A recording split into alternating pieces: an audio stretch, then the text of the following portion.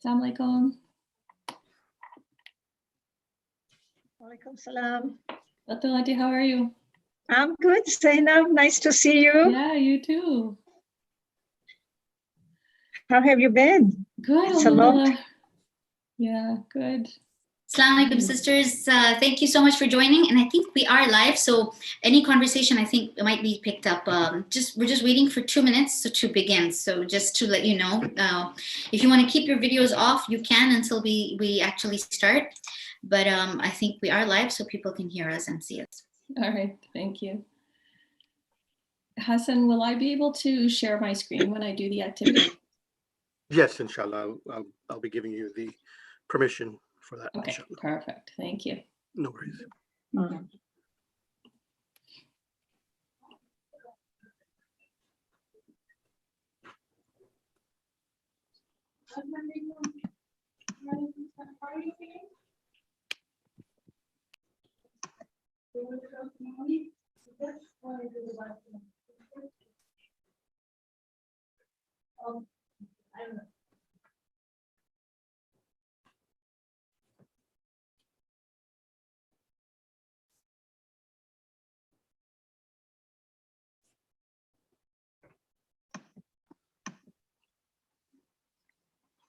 Inshallah, we have 1 minute left. So are we going straight into Quran, or would you like me to introduce the Quran reciters? No, that's okay. The Quran, we'll start the Quran. Perfect. And then it's all yours.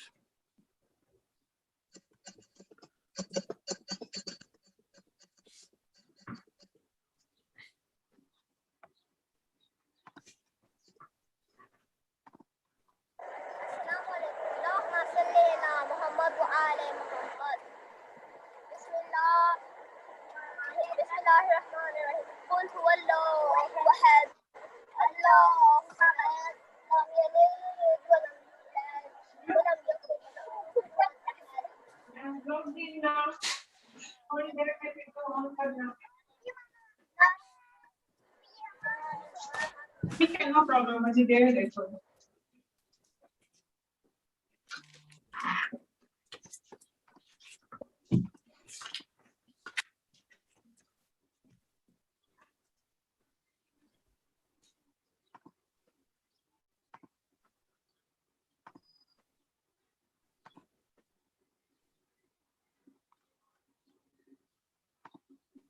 Inshallah. Assalamu alaikum wa rahmatullahi wa barakatuh, and welcome to our special program that we have today for you. Subhanallah, an incredible program put together by several organizations, and we are truly truly blessed to have some incredible very educated women, experienced in their profession and in all that they're doing. And today they are sharing their time with us and their expertise. We are blessed indeed. This event is organized by Payame Aman. It's a Message of Peace Incorporated from New Jersey. And it's one of the oldest Shia organizations in the United States, in North America, since the late 1970s. And I'll be explaining in detail about all that we are about, and how amazing these organizations are that are working so hard to put programs like this together. And I want to thank all of you who are joining us from all over the world. Those who are watching us on YouTube, absolutely, you can send in your comments, your questions, your feedback, and we'll be, inshallah, we'll be airing them, and we'll be discussing them here live. We will be bringing them to the to our speakers, so if they want to give their feedback about those particular questions and comments. So please do make this as interactive as possible. It's all up to you, our viewers on YouTube who are watching us from all over the world. I just want to set the tone here, because here we are talking about parenting. And mashallah, all the ladies on our panel are educated professionals who are also mothers, who have a wealth of experience. And as mothers on a Sunday, all of us have started a very busy day, probably very early today. I can speak from experience that even as I was getting ready here, I had my grown son knocking on my door probably 1,000,000 times, maybe 2,000,000 times. And he, whatever he wanted was urgent. It had to be answered right now. And I was saying to him, honey, I need to be live soon. I need to get my stuff together. Is this important for him? It was earth shattering. It had to be now or he will die. Of course, that wasn't the case. But for him, it was pressing. On top of that, I had people messaging me, my mother who I needed to respond to, a friend who I know is in trouble that I was like, I haven't heard from her, I better check on her. Then I had children and husband expecting food, breakfast. Then I had this long weekend that I have to make interesting for my family. And then I had a lot of housework waiting for me, including my own professional work that I'm doing. I have to be live in several programs and have been, and I'm exhausted and I'm tired and I haven't eaten all day. So, a million things going on. And yet, look at what we're doing right now. We women are here talking about parenting, sharing our expertise, and putting all that aside because this is so important. And I can tell you that having done a lot of things in my life, this is the most difficult thing I've ever done in my life, being a parent. My children are 24, 22, and 15. And it's not over yet. It's only getting more difficult and more, I don't want to say exciting, because I don't know if jumping off a cliff with, bungee jumping, but you don't know if the cord will hold. And if you're going to live to tell it is exciting. I don't know. I think it's a, it's a stunt. And I don't know if we're going to make it. But alhamdulillah, we have these amazing women who are going to tell us all about their experience and their expertise. And these are medical professionals, they're therapists, they're doctors. I feel truly humbled to be in their presence today. God bless them all. And this is gonna be for us an interactive discussion.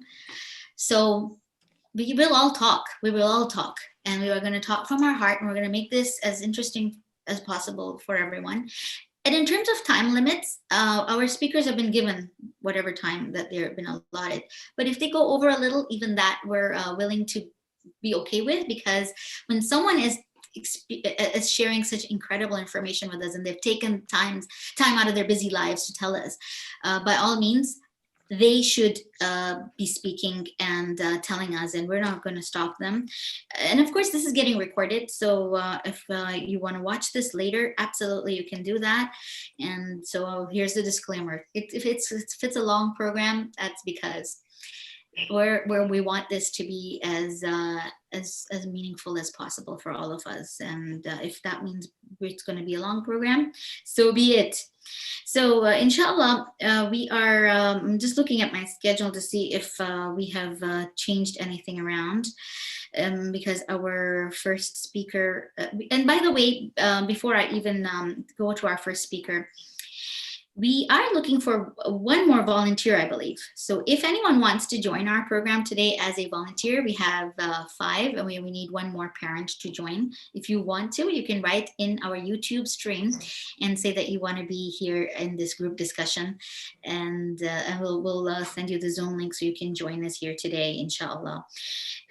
So I'm just looking at, subhanallah, our first speaker is, just checking if we've changed anything around. Just checking if because my speakers here, mashallah, are so able to join whenever we say to them. They think on their feet. So even if I mention your name when you weren't supposed to be the first one on this in the list, you'll be okay with that, I'm sure. But we are going to Sister Dr. Afroza Ahmed. Dr. Ahmed has been practicing as a general practitioner in the UK for over 15 years.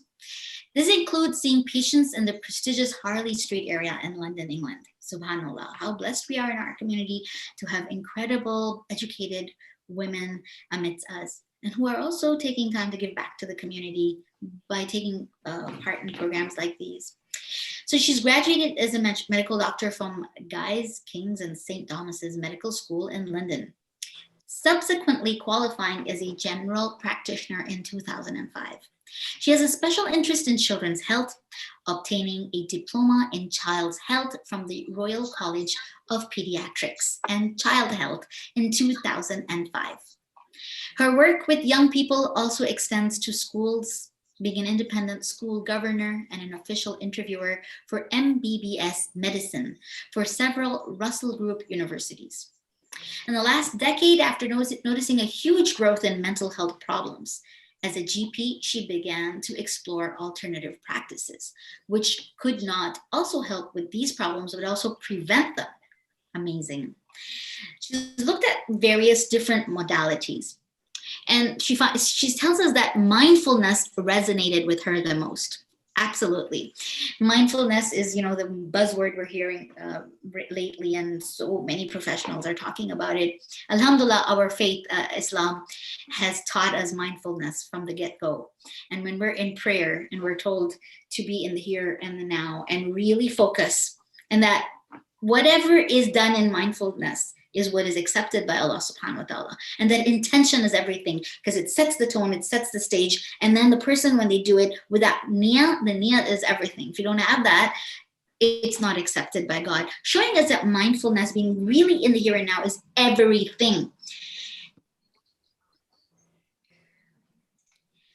So it's remarkably easy to do, she says, and it's most wonderful of all if you cannot fail at it. Really, subhanallah. She says, has led her to set up her own company called Mindful Doc. It brings together, she says, her knowledge of the human body with the ancient century-old practice of mindfulness. A practice that has virtually no side effects, but produces profound changes in your life. She obtained her mindfulness qualifications from the UK College of Mindfulness Meditation. Wow. She has key training in mindfulness-based stress reduction. It's called MBSR. And mindfulness-based cognitive therapy. It's called MBCT, which is approved by the British Psychological Society. She's also an accredited teacher on the Mindfulness Teachers Register. She's able to work alongside her medical and healthcare colleagues and incorporate one's medical history in a unique, bespoke well-being program. Her approach combines modern and traditional approaches to holistic healing. She also teaches mindfulness to medical students across the country. She also delivers talks to parents and students in schools and colleges.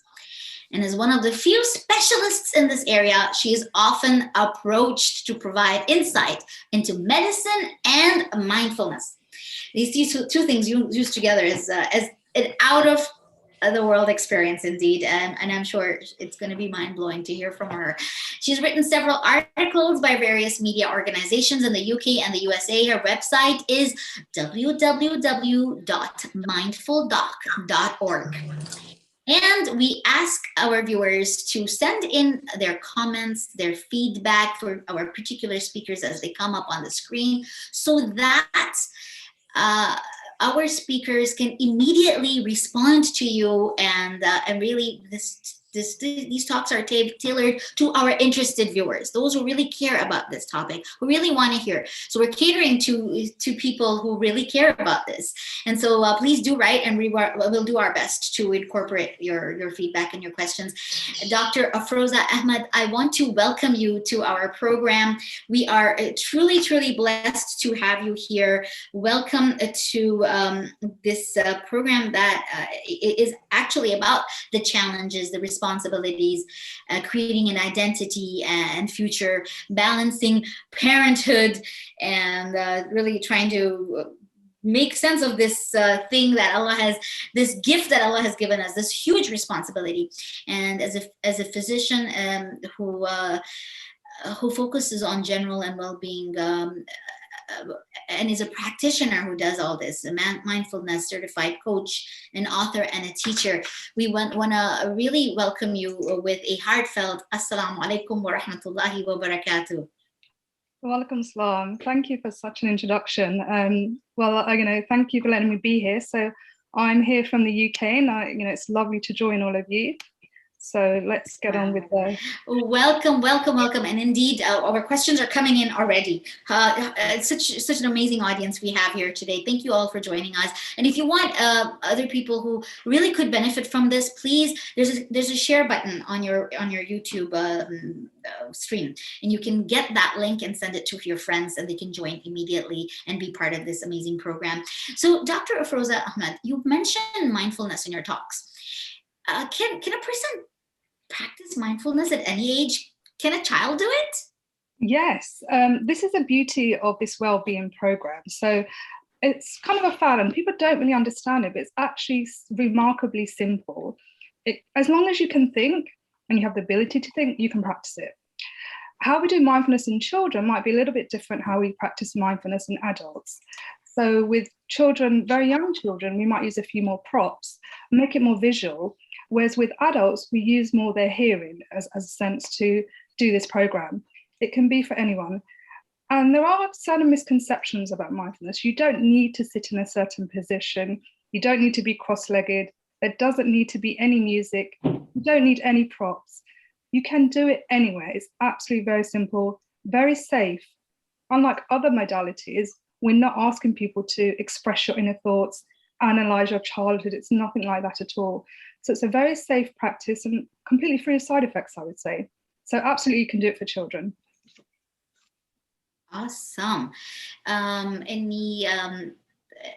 you give us some ideas on how it can be incorporated in our lives? I mean, can you practice mindfulness in Islam? Yeah. So actually, when you read the Quran, there's so many references of being mindful. And mindfulness itself really means just to be aware. So if I'm speaking to you right now and I'm being aware of what you're saying, I'm being aware that I'm sitting on the chair, your thoughts, your voices, seeing you, I'm practicing mindfulness right now. So it isn't a conflict with Islam. It's actually part and parcel of Islam. Numerous references. For example, in the Quran, it says, notice the sky, notice the sun, the clouds, the alternating of night and day. So we're asked to be aware, we're asked to be mindful of God. And a good example that we all suffer from is, for example, in our prayers, our mind wanders so much, we don't actually focus on our prayers. So Islam and mindfulness fits in really well together. And I'm multitasking. I'm talking to you, also getting questions from people, responding and sending links, etc. So does that mean I'm not being mindful? Am I? Yeah. But the mind wandering, and we call it the kind of mind chatter, is something that's actually not useful. When you are multitasking, you are diluting it and your mind's all over the place. So one of the things, concepts of mindfulness is to be aware, and you can't do it when your mind is everywhere. And what happens is we get focused, really caught up in past events. So you might say, why did she speak to me like that? Or why did I say that? Or why did I do this? And our mind also is caught up in the other way, in the future. So we're constantly planning, predicting, protecting ourselves. And the mind is actually not in the here moment. And so with this internal chatter, what happens inevitably is we feel stressed. We feel burnt out because our mind's everywhere. So it's kind of a mental reprogramming of focusing on here and now, the real moment, because that's all that is the real moment is now, and not have your mind in the past and the future. So here we are, we always, say, oh, I'm such a multitasker. I can do like 6 million things at the same time. It's glorified. It's like, oh, wow, you should be able to do 10 things at the same time. You're telling us that actually that's a detrimental thing because it creates stress. Yeah. It doesn't allow you to concentrate. You said dilute. I would say it's almost like being intoxicated, isn't it? Yeah. Of course, we don't know how it feels. We don't, alhamdulillah, take these substances. But it is when you have like 10 things going on in your mind, you're intoxicated. You can't concentrate on it. It's blurry. Right? And what happens when you multitask is you activate your body's stress response. So your body is in a state of threat because it's feeling overwhelmed. So we release stress hormones like adrenaline and cortisol. That sends our heart rate up, our blood pressure goes up, you feel tense in your muscles. And inevitably, if you do that for a long period of time, you enter into a chronic stress response. And we know the effects of that: depression, anxiety, tiredness, heart disease, high blood pressure. So it actually isn't good for you to multitask a lot of the time. Mm. Is this why when we're trying to do a million things and our kids come with something like, can you fix my, this is broken, my toy, we blast them, we get angry, don't you see I'm doing other things, and we inadvertently yell at the very people that we live for. That's our whole thing, right? Yeah. So that's our energy, that's our adrenaline response from stress. Yeah, and it's all to do with your thoughts. If you're thinking about something else, again, you're activating your body's stress response. So you might be thinking about the dinner and how you've got to do shopping, and suddenly your body's in a stress response, so you're rushing. And then your child will come and ask you a question. But because you're in that tense state, you suddenly blast at them. And they kind of think, well, what have we done? But your thoughts have activated a stress response. So when I say to parents and I give advice, I say, be present with your children. It could be that walk from home. Really listen to what they're saying, even though it might not be interesting and they take a long time to get to the point. But really be present in that moment. Those are the memories that they're going to carry when they come home from school or when you're at the dinner table. Forget about scrolling on your phone. Forget about planning the day ahead, or I've got to do this, I've got to do that. Be present with your children. I know that a lot of parents will agree that we want to be present, and in fact, we thought we were. It's interesting how you get your kids telling you stuff like when they're grown that you never gave us time, and you're like, "Excuse me, I gave you my entire life.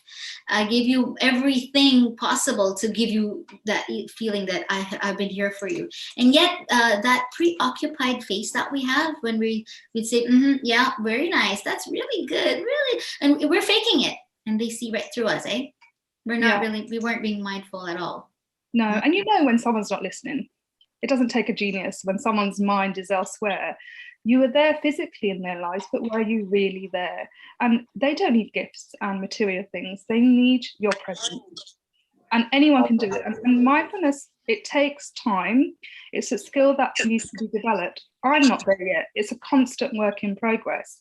And that's why I offer these mindfulness courses and, the principles of mindfulness. You can go on to mindfulness apps like Headspace and Calm, but there's so much information out there. People find it overwhelming. They don't know where to start. And that's where a mindfulness coach like myself would come into it. So we don't have to, like you're saying, sit on the mat and do the om and all this stuff that we've been taught in yoga and everything. We think that's what someone does on top of a mountain and shuts everybody out.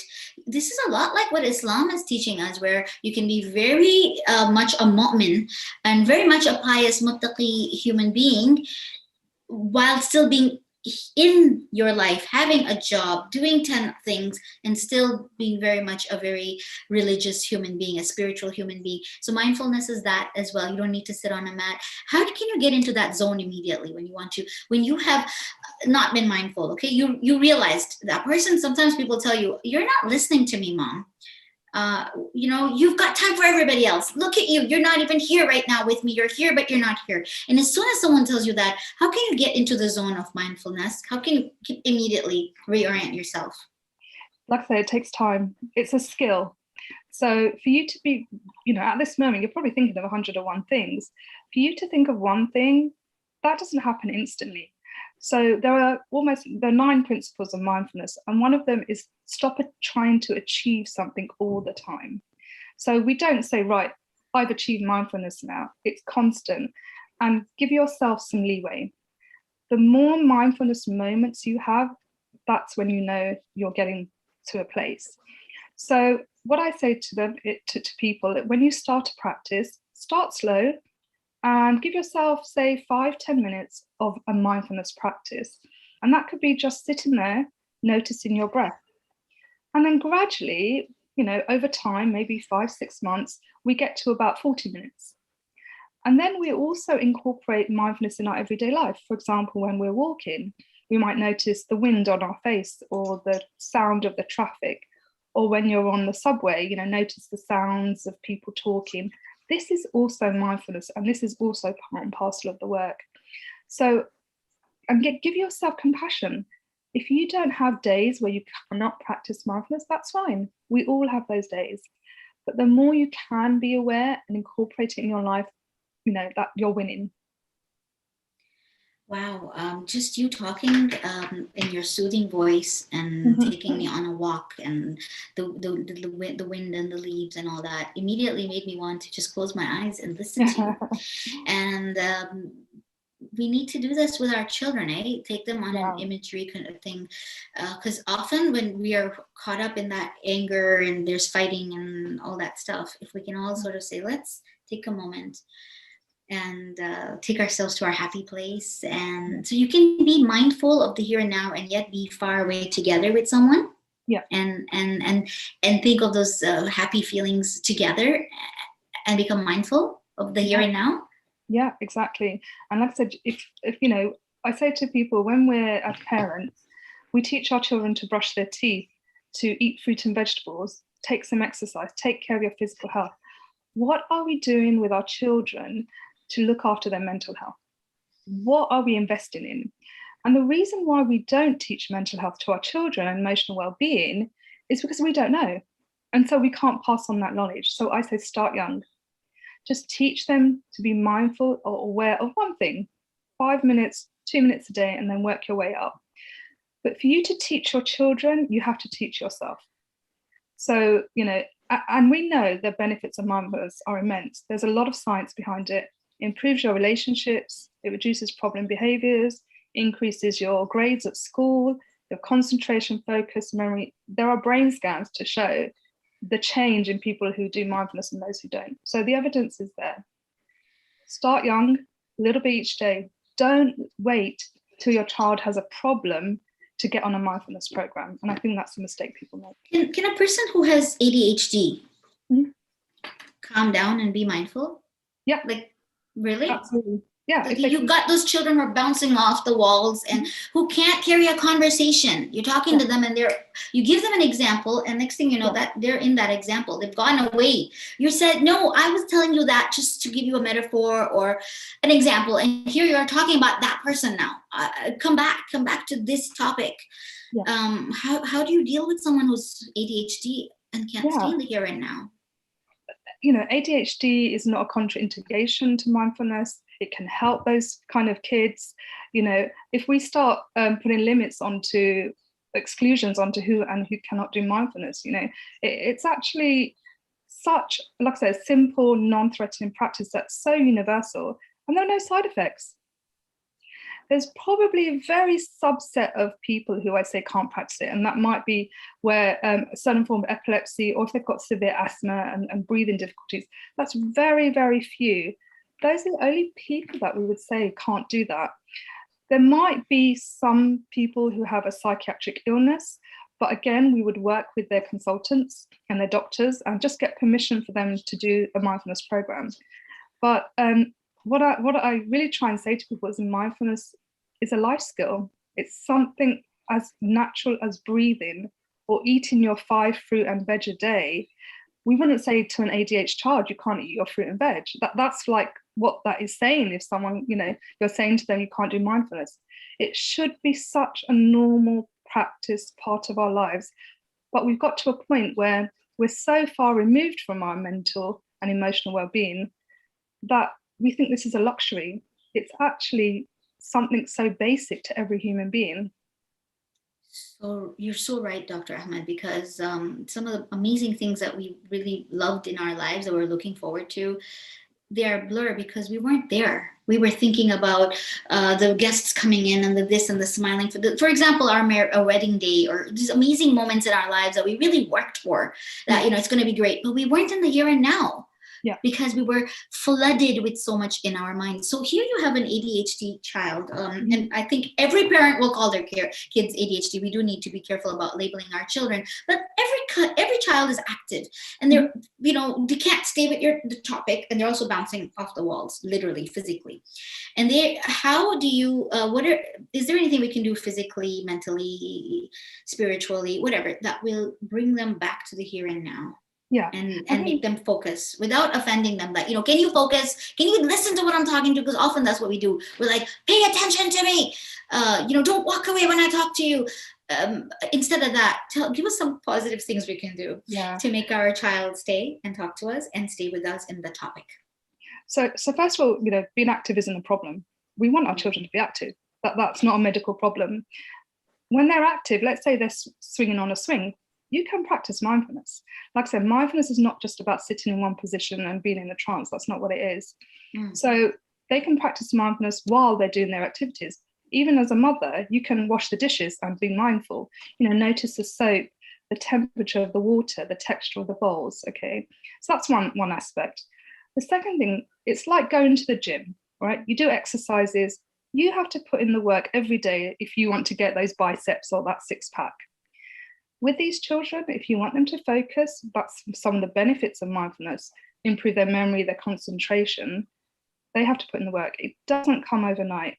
So get them to do 5-10 minutes of mindfulness practice, work your way up. And that is really reinforcing the muscles as they grow.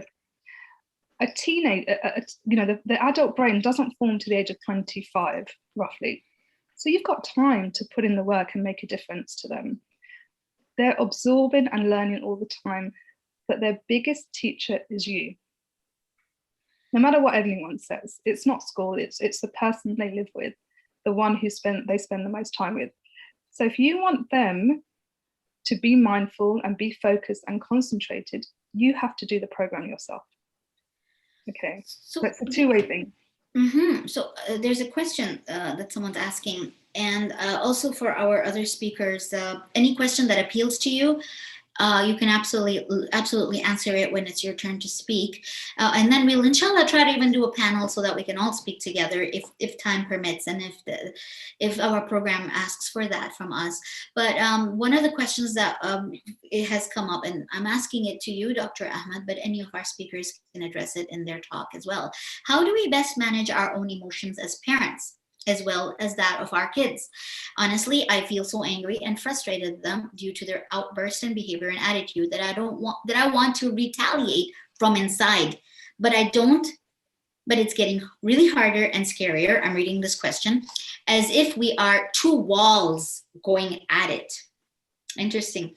How do you keep it together and sane? And this is a question from Chicago, and I think every parent can relate to it. We want to lash out at the same. How do you practice mindfulness when you are flooded with emotion and you can see the person in front of you flooded, whether it's a child or an adult? But here we're talking about parenting. Tell us, Dr. Ahmed. So this is very common, and I myself have those moments, but less because I've put in the work. Now, the thing with mindfulness, one of the principles is that we are not our thoughts. Okay, and that's really simple, but it's very powerful. So one of the things I teach is you must distance yourself from your thoughts. You have thoughts that you're angry, that you're no good, that you get, really emotional. I'm in this state. What mindfulness does, it puts a distance between you and those thoughts. And I tell people, your thoughts, and it's a very famous mindfulness principle, think of your thoughts as clouds. So when you're in the moment, the first thing is to be aware. Be aware you're in that moment, that angry phase where you're feeling so bent up and you're feeling like you're in those walls. If you're aware of that moment, you're already winning. So be aware. Then Awesome. recognize these thoughts are not part of you. They're like clouds. Watch them go by. Wow. Or balloons in the sky. They will go, they will fade. When you become part of a mindfulness program, you get very good at this. And what I'm saying to my clients is that you are not abnormal for feeling this way. That's part of life. Mindfulness doesn't say you're not going to have stressful moments. What mindfulness does is it changes the way you react. And that's the key.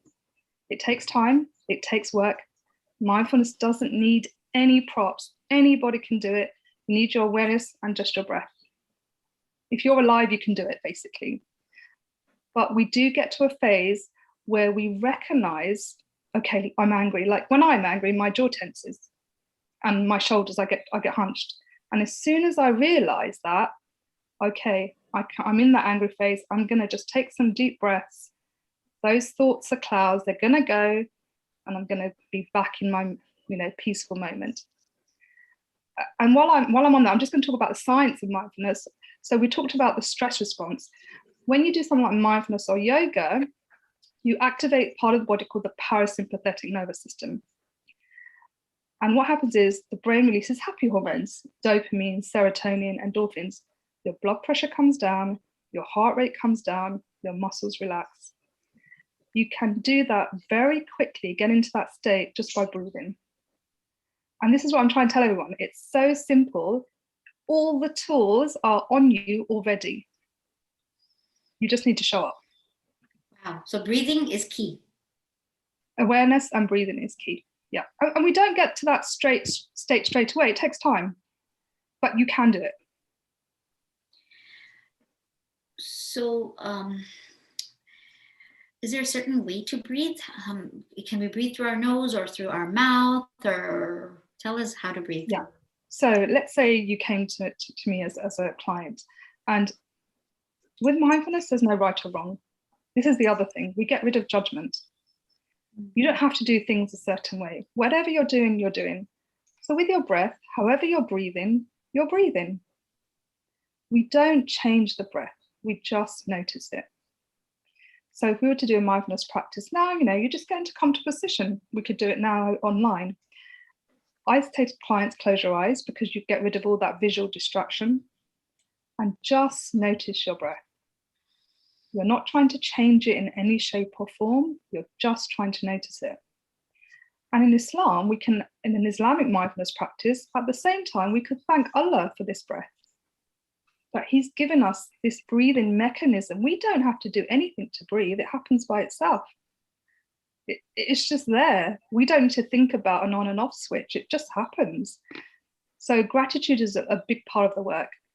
So you just notice your breathing. You could do it 1-2 minutes, and that's it. As soon as you notice your breath, you will begin to calm down. It's inevitable. You will start to relax. Your muscles will start to go down. Your blood pressure and heart rate will go down. It's inevitably you start to relax as soon as you notice your breath. And some people notice it on the chest. Some people notice it around their nostrils. Some people notice it on their tummies, the movement of the wall up and down. It's up to you. It's just an awareness. It's really powerful, Dr. Ahmad. And honestly, I say that you're gifted also by God. I think your voice is calming. I think in addition to being so educated in your field, and in addition to knowing exactly what to do and being a parent, experience, all that, in addition to that, I think you're gifted by God as well, that you have a very calming effect on a human being. And I thank you for being with us today and sharing your awesome thoughts with us. Well, would you like to add anything before I move on to our next speaker? I'd like to give you a few minutes if you'd want them. Yeah, I'm just going to share some quick slides if that's okay. Oh, it'll be awesome. Thank you so much.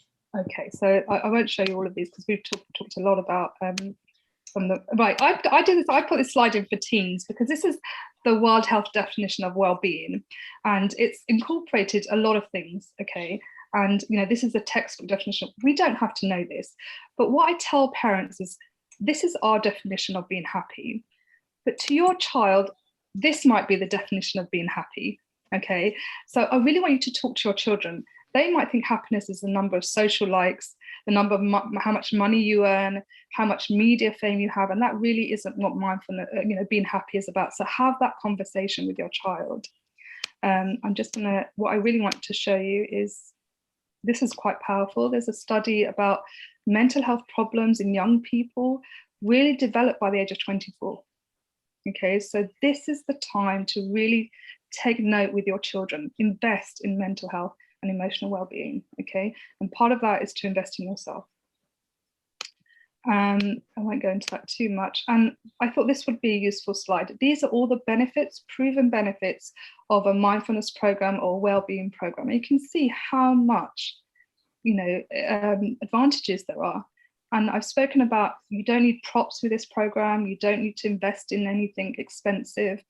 It's so simple to do, but look at all the benefits that you get from that. If anyone wanted some reading material, then I've got this slide, which if you want me to leave, I can leave with the host, and you can distribute that however you want. So if you want to find out more about mindfulness, I would recommend some of these books. I think the one good one to start with would be the top one, Mindfulness by Dr. Mark Williams. And Dr. Kabat-Zinn, who's the second one, is a very famous physician in America, and he really put mindfulness and science together. So that would be another good one. And just my details, that's it. That's what I'd like to leave you with. Awesome. Thank you so very much. If you'd like to speak in detail about anything, also as we're going to inshallah have more questions coming up, you could absolutely go back to any of these slides that you wanted to tell us in detail. We don't want to rush you at all. No, there is a comment from Lal Fatima. She says that was amazing. She sends her salams and says, "Thank you, doctor." Jazakallah khair for your comment, sister. Is it Lali Fatima? I'm so sorry. And some of these are pen names, so often I'm like, I hope I'm not. And we've got, mashallah, people. We've got a great audience right now, and a large number of people with us today. And people from Ohio, Cincinnati, Ohio, from Dubai, from London, England, from North America, and from Mumbai, etc. So please do let us know where you're watching from, and we will would love to include you in our comments here today. Thank you so much, Dr. Ahmad, and we hopefully can come back to you as we talk to the other, as more questions come along. And so our next speaker today is someone that I have watched grow up, and I know personally, and someone that I have actually been in the mosque together with and seen her do things, and it's really nice, mashallah, to see her today so established in her field. And we are so grateful and thankful to have her with us here with us today. And if you're just joining us, I want to welcome you. And mashallah, our numbers are growing, so I can see that we are getting many more people joining us. And continue to please share the link of this YouTube stream with your friends and family. Put it on your social media. This is open to men and women and people of all ages. And mashallah, it's nice to see there's a lot of men here today too, who are taking an interest in parenting, as they should. But we're welcoming them. Thank you so much for being here. Aini Ali Bhai writes, salam, and thank you for such good information. Jazakallah from Tehran. Thank you to Dr. Afroz Ahmad. Thank you so very much. So this event today is organized by Payam Aman, Message of Peace Incorporated in New Jersey. This is where they work from. And it's one of the oldest Shia organizations in the United States and North America since the late 1970s. This was a subsidiary of Muslim Foundation Incorporated based in the USA. And that was a socio-political organization for Shias, and it was a household name. And so now it's taken off, and we're doing amazing things like this, having webinars, majalis, all sorts of programs. And the organization is a publisher with books, mostly in English for both youth and adults. And it's held various Islamic Day seminars, including Hussein Day since 1978. It's been one of the longest, oldest running programs where leaders and religious scholars of different faiths, politicians, academia, and others speak on the Imam from an interfaith perspective. And they've had various interfaith workshops and camps for youth. And I feel so grateful that they have included me in many of their programs. Many of our speakers, you'll see them again and again, because they include us in different capacities so that we can continue to build on this amazing network of people that has started. And you can see the older programs on this YouTube channel that you're on, Ahlul Bayt Media. All the older programs are also all there, so you can definitely check these out. Since the pandemic, this organization has had various webinars, including a 5-part series on women and their voices. And I was on that as well, a few of them. They have a whole schedule for the entire year. And inshallah they can share that on our YouTube. I don't know if you can put a picture on that, but maybe on the screen we can try and have the entire year's poster if possible, or the upcoming one, so that you all who are interested can keep save that date. They've done webinars on Shia authors and publishers. They've done webinars on Shia journalism and media, hidden dimensions of Imam Ali alayhi salam, introduction to Shiaism. They've had a wonderful puppet show and an Eid gala recently. Last weekend, I did the puppet show. And we had all these children from all over the world, families watching. It was really awesome. And then we had one on Mir Anis, and then on activism and politics as Shias in the USA. All of these are in English, as well as majalis and over 5 jasans from Qadir to Imam Hassan alayhi salam to Imam Hussein. Those are all done in Urdu. We've got speakers and poets from all over the world, alhamdulillah, other pertinent webinars and collaborations. Amazing, amazing programs we have been offering through this organization. We are so grateful to Payami Aman, Message of Peace Incorporated from New Jersey, that are doing this. Thank you to all the organizers who take a lot of time to put together, dealing with different speakers from all over the world, organizing this so that it comes out and so smoothly.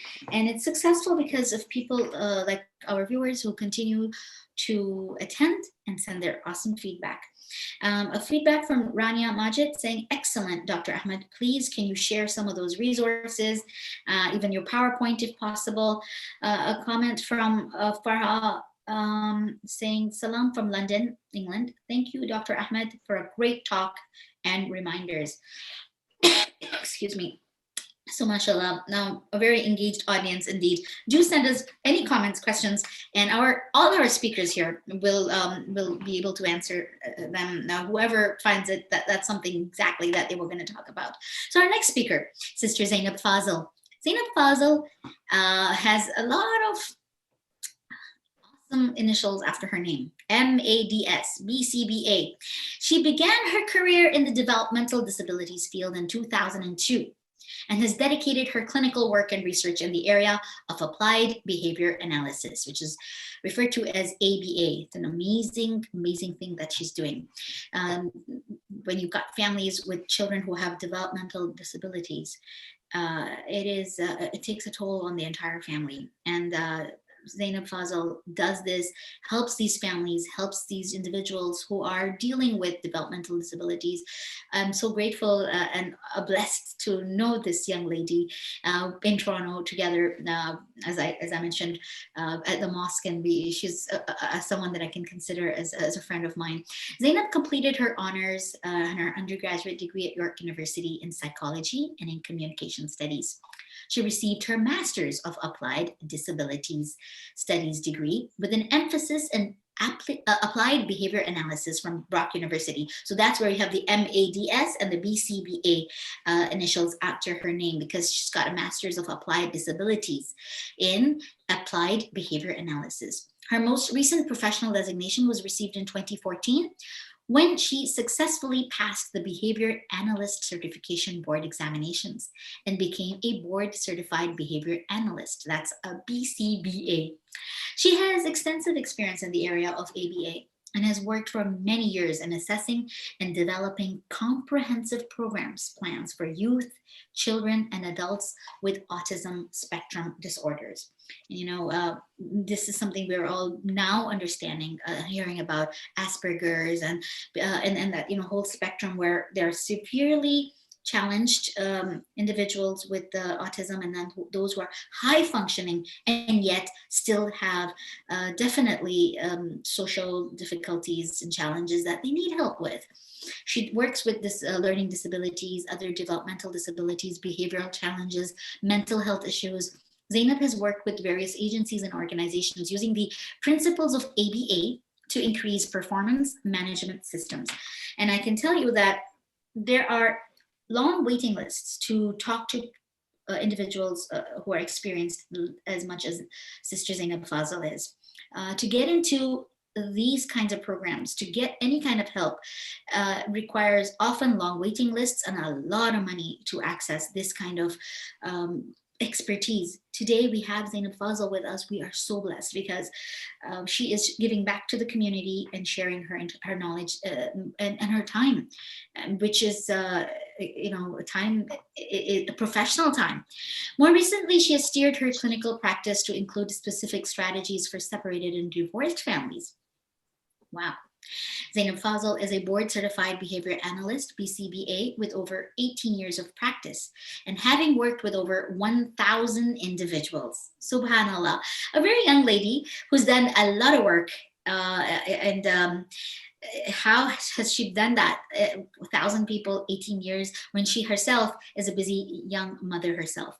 She has extensive experience working with people looking to make meaningful changes in their lives.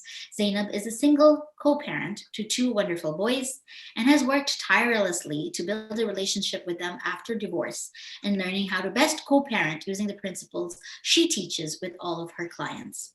6 years ago, as she was preparing for a parenting seminar that she was giving, she wondered how the strategies would work with children of divorce. She tried the strategies in her own home and continues to use them today. Zainab continues to be amazed at the positive impact the methods have had with herself, her children, and her co-parenting relationship has been coaching other divorced parents with equally amazing results. Her firm is called The Behavior Company. You can look that up. Her firm is called The Behavior Company, which was established to help people access a remarkable science that is applicable to real life problems, affordable and efficient ways to access this kind of information and help. She uses evidence-based practices. She helps people make meaningful changes in their lives. And by the way, her website, if I can just share that with you all, because I know our viewers, they are so quick. They immediately look up the people that they're listening to, www.behaviorcompany.com. Sister Zainab Fazal is here with us, and although we have lots of questions for her already coming up on our YouTube stream, as well as personally coming to me, Sister Fazal, what I'll do is let you take over because I know you have a presentation with some volunteers and that you have something awesome that you want to present to us. So I'll let you do that, and then if possible, if there's time, then I'll ask some of the questions that have come up, or I can just say that, and then if you want to touch upon them as you're speaking, you can do that. One of the questions that's come up is, what is the most common parenting concern you hear? Another one that I'm seeing here, when should I seek professional services for my child? And do you have any tricks on starting conversations and making connections with our children? And I'll just let you take over from there. And mashallah, a lot on your plate. Thank you so much for being here with us. We are honored to have you here, Sister Zainab Fazal. Assalamu alaikum wa rahmatullahi wa barakatuh. Walaikum salam. Thank you so much. That was such a elaborate introduction. Yes, lots of letters, more letters coming behind the name, inshallah, very soon. So wow. Continue to work on that. But thank you very much. More power to you, sister. Thank you. Thank you to everyone who's here today. My fellow panelists, I know that there's such a great lineup of amazing women who are doing some amazing stuff. So I know we're talking about parenting. I know that everyone's eager to hear everyone else and stuff. So I'll try to keep my part as brief as possible. Hopefully we can get through some questions. If not, my contact information, Sister Shara's just shared that. So you guys can always get in touch if you have more specific questions. So I'm just going to start with a little bit about, so yes, I'm a board certified behavior analyst, and we practice a number of different evidence-based practices. And it kind of, I'm going to piggyback on Dr. Afshana, Feroza, sorry, in terms of mindfulness. So within behavior analysis, one of the practices we do is called ACT, or acceptance and commitment therapy. Part of ACT is mindfulness. And the activity I'm going to do with you guys today, and I'm going to share a file on Google Drive after, and I'm really hoping that whoever this resonates with this activity, you can take it, print it, and start doing it yourself as well, for you as a parent, or you can do it as a family activity as well. So I'm going to jump into, I'm going to actually start with some strategies so that we can actually take something from today's presentation. You can take that and start doing some of this stuff at home. And I'm going to start with talking about pain and suffering. So what we know is that pain is inevitable, right? We've been told you will be tested by God. We're all going to be tested. Nobody's immune from a test. We all get tested differently at different times in our lives with different things. So that pain, that test, those are inevitable. They actually make us bigger, better, stronger. What is optional though is suffering, right? And so in terms of where our mind goes, where our thoughts go, and all of that, that's where suffering comes from. So you're going to be tested. You're going to go through difficulties in your life. You're going to go through them. And we know parenting, I've got 2 teenage boys at home. There's something new every day, right? And so you're going to be tested all the time, especially as a parent. Now, it's a choice, though, however, to suffer through some of that pain or through some of those tests. And suffering, and why we suffer, is because we really get entangled in the difficult and painful thoughts and feelings, right? We start fighting painful thoughts and feelings. And then we go into this a cycle of trying to get rid of those, because society has taught us that feeling angry is bad, or it's wrong, or it's negative. And society has taught us that we're supposed to use people to compare ourselves as parents. Comparison is one of the biggest reasons why we suffer as parents, because his and her child is doing better. My child is growing up in a divorce home. My child is diagnosed with this mental health issue or this developmental disability. My child is seeing a therapist. And I'll just side note, if your child is already seeing a therapist, kudos to you, because I think that takes more strength than anything else. And all children, everyone needs therapy, because it's a good thing. So a lot of the suffering comes from that. Some of the analogies that I use is when we're trying to fight our thoughts and feelings. So I'm talking to all the moms and dads here, myself included. When we fight something, it actually gets stronger. So I use the analogy of the Hulk. Everybody knows, I'm hoping, who the Hulk is. What happens when he gets angry? He gets bigger, he gets stronger, and then something else comes up that makes him even angrier. And then when he gets angrier, he gets even bigger and even more stronger, right? And that's what happens, is that when we try to fight our thoughts, regardless if it's anger, sadness, anxiety, anything that's coming to us, when we fight it, it actually gets even stronger. So the whole idea of the clouds, right, that the doctor was speaking about, is having those clouds and kind of watching them go. That's accepting that they're there, that they're okay, and it happens to everybody. I don't care how educated you are. I don't care how knowledgeable one person might be, how long they've been practicing something. It happens to all of us because it's part of the human mind. It's going to happen. Now, there are some strategies in terms of how to stop or end some of the suffering that we do. The first thing is letting go of control. We actually think we have a lot more control than we do. You don't actually have control over your thoughts and feelings either. And one of the things that I love talking about is, the clouds analogy too. It's about looking at your thoughts versus looking from your thoughts. So Zachar, you were asking earlier, like in the moment you get really angry, right? And we tend to snap at our kids when there's all this stuff going on, and I got to work and I got to cook and I got to do this and and all these things are going on. And then kid comes, doesn't matter what age, and they need something from you, and we tend to snap. Or we've had, a fight with somebody else, or a partner, like our significant other, or a sibling, or a coworker, anyone, a friend. And so you're already in a bad mood and have all this stuff. Child comes for something and we snap, right? Pain, physical pain is another reason people snap a lot too. So you're suffering, you're sick, you've hurt yourself or whatever. So you're functioning from this place of physiological pain, we snap. So one of the things that can often help is to look at our thoughts, not from our thoughts, right? So I'm angry, I'm in pain, all of this stuff is happening, and then I act from those things. Some of the key things to do is, like the doctor was talking about, is acceptance. Just understand, it's like, yeah, I feel really bad today. I'm really angry because I had this conversation, or this happened and I feel really let down, or you know what, I think my pain is really, I hurt my foot and my pain is so strong. I think that's what, kind of looking at it and then gaining that awareness. And awareness is key, like she was saying. So here's some stuff that we do in ACT. It's called cognitive diffusion. It's one of the core pillars of ACT. And I love it. I use it all the time. I teach my staff to do it.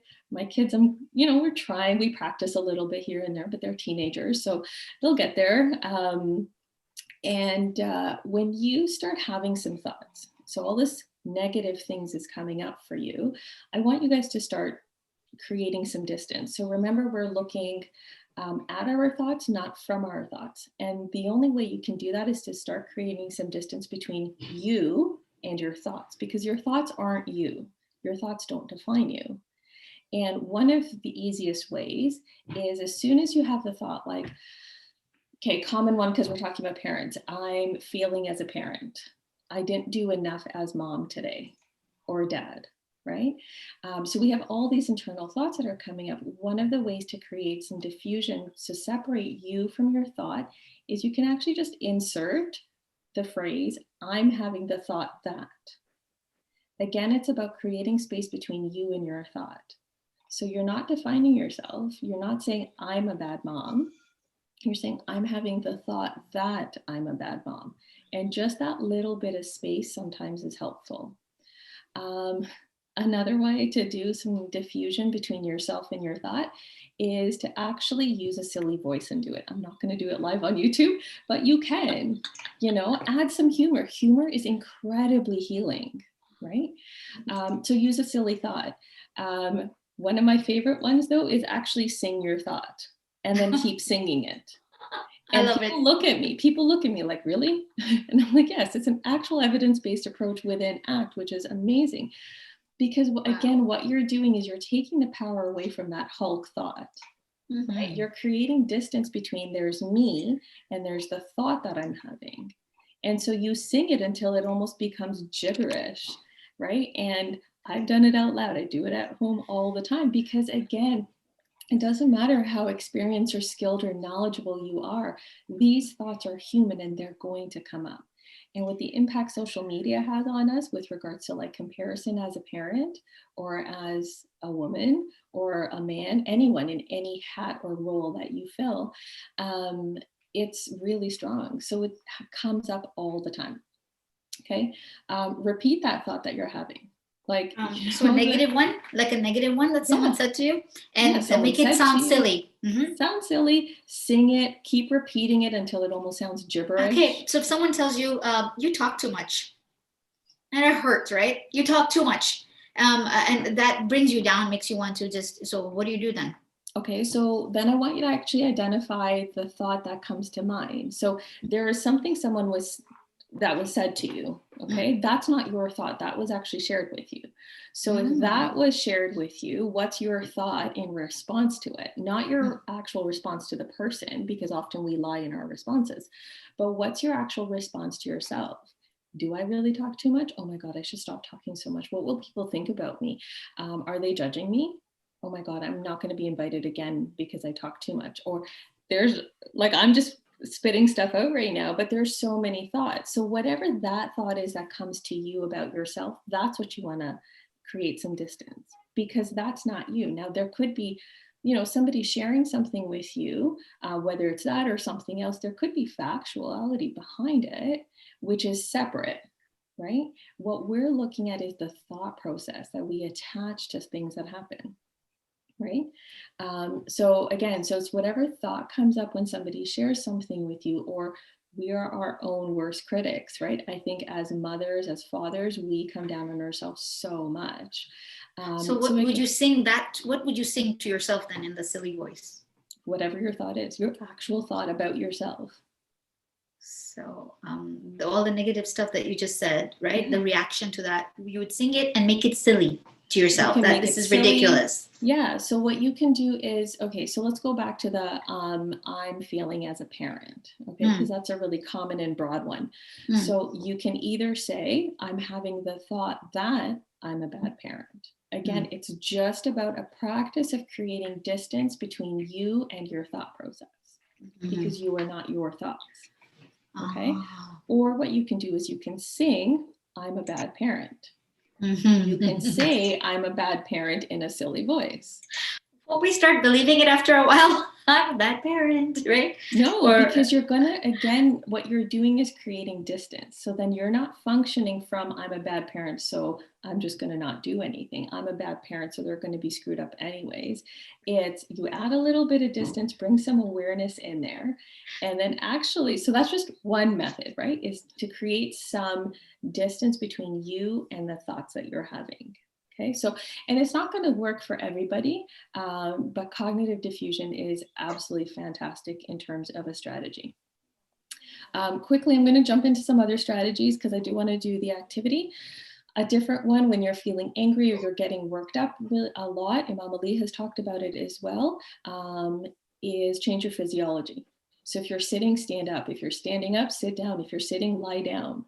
If nothing's working, get up and do 5 jumping jacks. Like, it's not intensive, it's not anything, it's about just in the moment. It's like Mel Robbins strategy, 5, 4, 3, 2, 1, get up and do something, right? You don't have to go and do a 30-minute walk. You don't have to go and do 45 minutes of cardio or go lift weights or go clean the entire house. You don't do any of that stuff. Momentarily change your physiology. We know when we change our physiology, it affects our mental health, right? And our thoughts and our feelings in the moment. So that's something else to try as a parent as well, is that when you feel yourself getting worked up, whether it's anxiety, you know, or thoughts about your parenting, change your physiology. Really quickly again, before I jump into the activity, 2 last strategies. There's something known as the Tetris effect. So I'm assuming everybody's played the game Tetris on some kind of device, or you at least know about it. And if you don't, you can Google it. So they did a study around that, and that it's been called the Tetris effect. And it's whatever you surround yourself with, whatever you're always talking about, whatever you're watching, whatever you're looking at all the time is what you actually start seeing more and more. It's a really cool study. Don't have time to talk about the actual study. But as a parent, take a step back. Like one evening, get your journal out, piece of paper, doesn't matter, and just write. Like, what kind of conversations am I having with other moms and dads? Are we sitting there comparing? Are we sitting there competing without actually competing, right? Like, well, my child, this, and then the other parent, you know, and I think everyone's been in one of those types of conversations before. Think about what you're looking at on social media, right? Who do you follow? Go unfollow people. If they don't serve you, if they don't align with your values, unfollow them, right? We're constantly comparing ourselves all the time. So again, it's whatever you surround yourself with, those are the thoughts you're going to have. Those are the feelings that are going to come up. That's what you're going to start seeing. So if you're talking about parenting and you're talking about how you see your child and the relationship you have with your child, think about all the other things that impact that. Okay. Now, I'm going to jump into my activity because I know that there's so many other wonderful women here who I'm waiting to hear from as well. And the activity is based on awareness. It's called the ACT Matrix. I'm going to share it in a second. Like I said, I'm going to give you guys the link so you guys can certainly take that and use it for yourselves. And the idea is creating awareness and trying to identify some of the patterns for us as parents that don't align with our values. So I know we have at least one volunteer for this. Brother Hassan, I'm not sure if you're moderating that part or. I think we have at least five, if not 6. Fantastic. Okay. So I thought we did, and they are here in the chat with us. Okay, wonderful. So we're just bringing them up on the screen. Brother Hassan, our host, will do that, inshallah. The hosts can come on the screen. They should be there, inshallah. They are there, so you can just ask them and go ahead. Perfect. Okay, well, first of all, thank you guys so much for being part of this activity. I know some people, one person emailed me, but some people get nervous. So really excited to hear that we've got so many. So we're going to do it as a group. I'm not going to do it individually since there's 5 people. And I'm just going to walk you through what the matrix is. And then, like I said, share the link with you guys. So let's jump in. All right. Zachar, can you see my screen? Can you just confirm? I can, yes. Okay, perfect. So I'm going to walk you guys through the entire matrix. This is my, the wording and stuff is mine, but I did not come up with the ACT matrix at all. It was a number of phenomenal psychologists who have. So what I want to bring your attention to first is right at the center where it says your awareness, because half the work really is about being aware. Right? So it's not about putting 10, 15 strategies in place and things are going to be fine now. It's about bringing our awareness. So taking us out of our rote responses or the behaviors that we always engage in as parents and bring our awareness to our thoughts, our feelings, how we're parenting. That's most of the work. So once you're aware, you're halfway there, which is really cool. Okay. Mr. Zainab, so we've got at least 5, if not 6 volunteers. We've got Dr. Nazish Humayun, who's a consultant in family medicine. So she's a doctor, Dr. Nazish Humayun. She's from Dubai. She's with us. And then we've got Sister Hannah Fatima from Louisville, Kentucky. And then we've got Sister Uzma Nakvi, who's a mindfulness coach, if I'm not mistaken, and a parenting coach, etc. She is from Sheffield, UK. And then we've got Dr. Sabah Rizvi from Florida, USA, and our 5th volunteer, Dr. Tasneem Zara Rizvi from New York, USA. And I know somebody from YouTube had said that they wanted to join us, Rania Majid, but I don't know if she has been able to join us on YouTube yet. But so far, at least 5 I know are with us, and if the 6th person as well. Wonderful. So, I already forgot everyone's name, but welcome and thank you so much for volunteering. That's fantastic. Okay, so let me take you guys, I'm just going to lay out the land a little bit on what the ACT matrix is and how to use it. And then I'll ask the volunteers to come on video if you're comfortable. If not, that's okay, but just unmute yourself and participate. So what you want to look at is, again, we start with the awareness, which is right at the center. Everything below the horizontal line is the stuff that we call private events or mental experiences. Those are the things that if I were watching, if I was hanging out with you, if I was a fly on the wall, I wouldn't be able to see these things. They're happening internally within you, okay? Everything above the horizontal line is if I was hanging out with you, if I was observing you, these are present moment things that I could see and hear you engage in, okay? And then we split the page down the middle, everything to the left. So the arrow that's pointing towards away, that means these are things that are happening within us and the stuff that we're doing that take us away from our core values. And then everything on the right, which is pointing to the word towards on that side there, those are the things that are internal and external that align with our core values, okay? So I always start with, when we're doing this for the first time, we're going to start in the bottom right-hand quadrant, which is values. So as a parent, and you're welcome to do this, just like draw the 2 lines on a piece of paper as we're walking through it. Here's what we kind of look at and say, what are my core values as a parent, right? So if I'm looking at myself, what are my core values? What do I value most about parenting these 2 teenagers that live in my house, right? That I'm responsible for, that God's given me this amanat, and I need to do something good with these. So, and take care of them and teach them. What are my core values? Now, I want to make a distinction here. Values are not goals, okay? Goals can be achieved, which is great, and we'll get to those. Values are actually never achieved, which is what's really cool about them.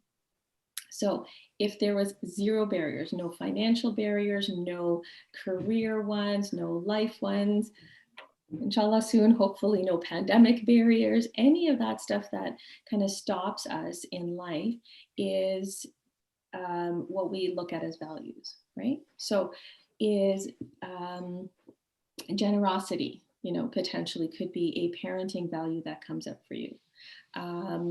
Islamic teachings, right? And practice.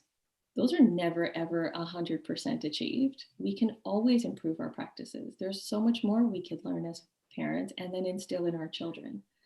So these are the desired qualities that you want for yourself as a parent. That's how you want to show up for your humans. Okay. And the cool thing about values is because they're never fully achieved, they continue to have motivational properties, right? We as a society have been taught to keep achieving goals, and that's great. right? So one of my goals was to become board certified, and it was awesome. And I worked really hard to get there. And then once I was board certified, it was hooray, but then it's done, right? And then society teaches, okay, now you got this, now go for this. Now you got this, now go do this, right? And just perpetual, just constant going. And it's momentary. That motivation is momentary. Once you've achieved it, society tells you to go for something else, okay? So here, take some time. It's how, like, the people, these humans that you're in charge of, that you're raising, right? What is most valuable to you as a parent? And we're gonna go through the example and it'll all come together, inshallah. Okay, moving on. Then we move to the lower left quadrant, and this is what I call yucky stuff, okay? It's not scientific, it's not very professional, but it's true. It's just the yucky stuff. What are those uncomfortable, unwanted thoughts and feelings or sensations that come up for you throughout your day? So here's where I talk too much. I'm a bad mom. I'm screwing up my kids. Some other mom's doing it better. Well, why can't they give me a break? I'm mad that I'm thinking about my kids. I want a break from my kids. Why am I thinking this way, right? I haven't done all the things. I promised myself I wouldn't yell at them today. I yelled at them. I'm a failure. Okay, so this is just like a quick 8 or 9 that I just kind of spit out again right now. But this is really personal. So it's, what are those yucky things that come up for you as a parent throughout your day? And they don't necessarily have to do with parenting. There's a lot of thoughts that we have, anxiety, provoking thoughts, depressive-like thoughts, for example, that come up for us that have nothing to do with parenting, but impact how we engage with our children on a day-to-day basis as a parent. Okay, moving on, top left quadrant is where we go next. And this is a lot of honesty is required here, okay? So it's, what do I do when these yucky thoughts come up for me and these feelings? What do I do to feel better in the moment? Do I ignore my kids? Do I go for a walk? Do I maybe practice some mindfulness? Or do I start yelling and screaming more? So somebody had shared that it's like 2 walls, right? Or 2 people kind of going at each other and stuff. So what happens? When you're having that argument with your child, what are you doing? Are you disengaging, or are you kind of raising your voice or your arguments back? Okay. So Sister Zainab, are your volunteers answering these questions? Are they Not writing yet. down? No, Okay. not yet. You'll let us know what you want from them. Yep. Okay. So here, what we're going to do is, when all this stuff comes up, and stuff's always going to come up, what do? Do you Netflix and chill and then binge watch, ignore? Do you, I'll share one of mine. So if I have yucky stuff coming up, I actually engross myself in work, which sounds cool. But if I'm doing work to ignore some of the stuff that I really need to pay attention to, it's actually not a good thing. Okay. Then we move to the top right quadrant, and this is where goals belong. Okay, so what goals can I set as a parent? What commitments, and we call them commitments in ACT, what commitments can I make, right, that actually align with my values? So instead of Netflix and chill for 4 hours, what commitment can I make, right, that align with my values?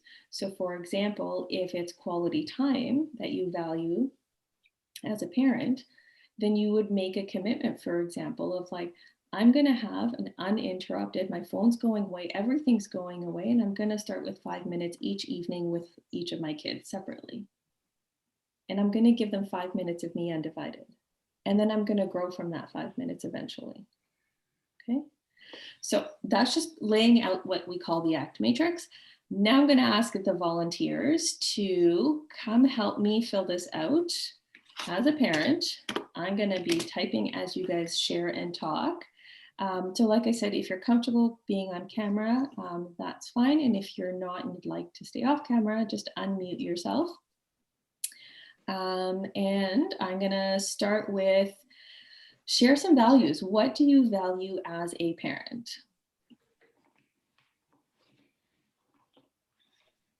Our volunteers can jump in. Go ahead. Walaikum salam. I haven't switched my video on because it's nearly 11 o'clock at night here and my 3-year-old No worries. is sleeping. No So worries. the lights are off. Yeah.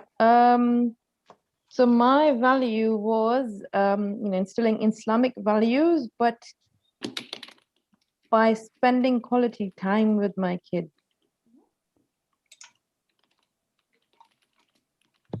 And you can write these or do this when you do this with yourself or for yourself and your family.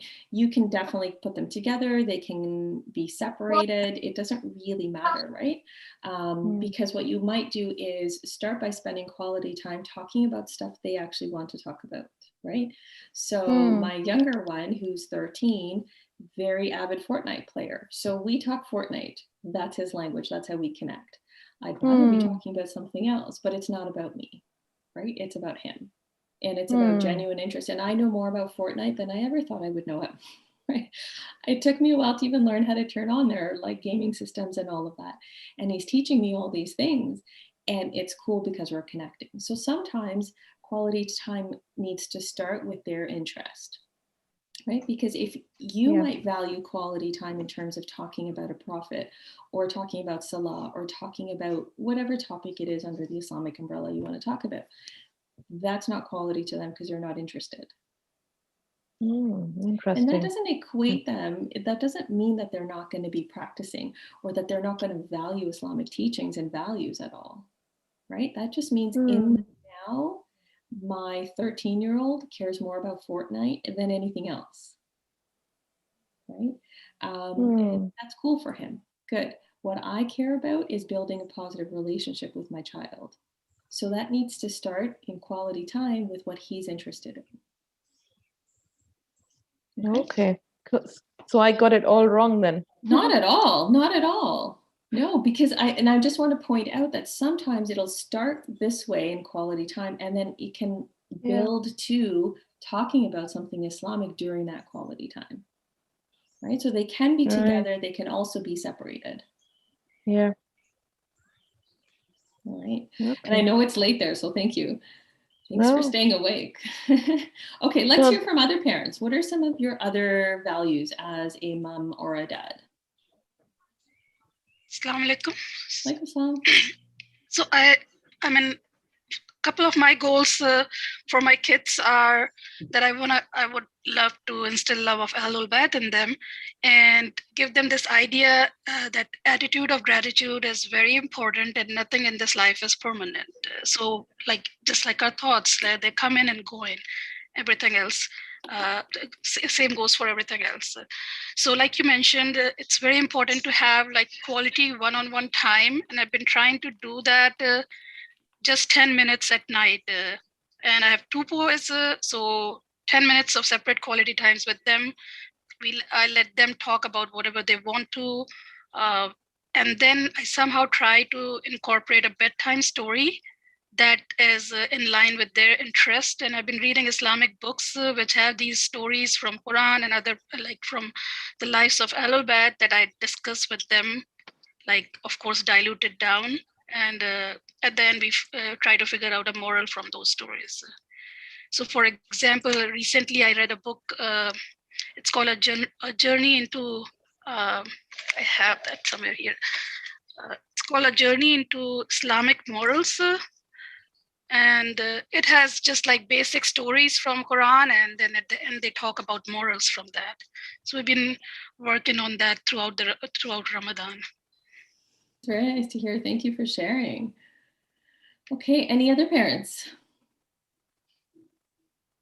I can go ahead and share one of my core values. It was important for me to have my kids pray on time and to really sit in their prayers with sincerity and with the right intention, which was a challenge for me because sometimes I felt like I could be forcing them.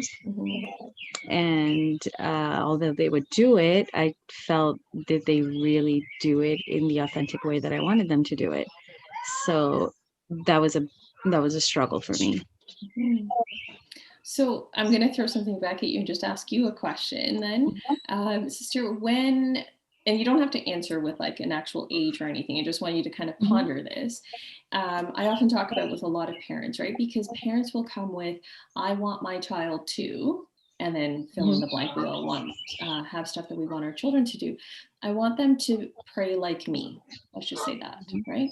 And so I always challenge a parent back and say, how long did it take you to get to where you're at, to get your prayer to where it's at right now? Okay, that's a really good question. So just, and again, it's not a, the values you've indicated here are phenomenal. They are, right? So praying on time is a little bit more of a goal because there's the time to pray, right? Is that, but like that intention, the sincerity, right? I know we're all working on that personally in terms of like our mind wanders. That's been my biggest thing, is like, how do I hone down my prayer so that my mind isn't in that mindfulness and I'm in the here and now that we were talking about earlier. So great values, just something that I want all parents to think about is when we have these values and then we have these goals and now we're imposing these on our children. And our job isn't to impose these, our jobs are to teach them, to model to them some of this stuff. And then think back, because I'm sure if my mom came on and said how much she tried to get me to where, you know, she wanted my prayers to be, or the sincerity and the intention, it's not until I became an adult, until I became a mom, and then I kept practicing, and I'm still practicing. Okay, so just some stuff to keep in mind. Okay, I need to keep myself on track. Anyone else, any other volunteers want to share some of their values as a parent? And they don't have to be religious-based values, right? I think that core values have an Islamic basis regardless, in my opinion, most of them. So anyone else?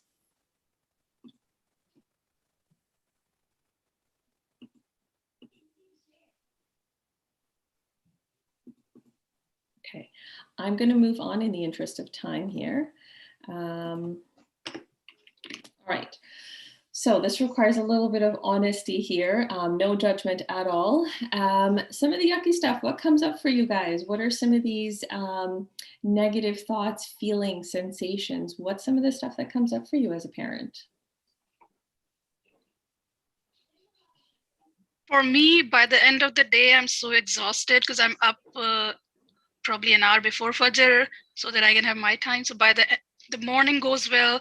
And especially nowadays, because we are homeschooling our kids, so they're doing everything remotely. By the end of the day, that I do get these thoughts that I want to break from everything, like my kids and whatever work, household chores I've been doing. And then when I'm finally able to put my kids to bed, then I keep thinking, oh, I'm not a good mom. How could I even possibly have such a thought?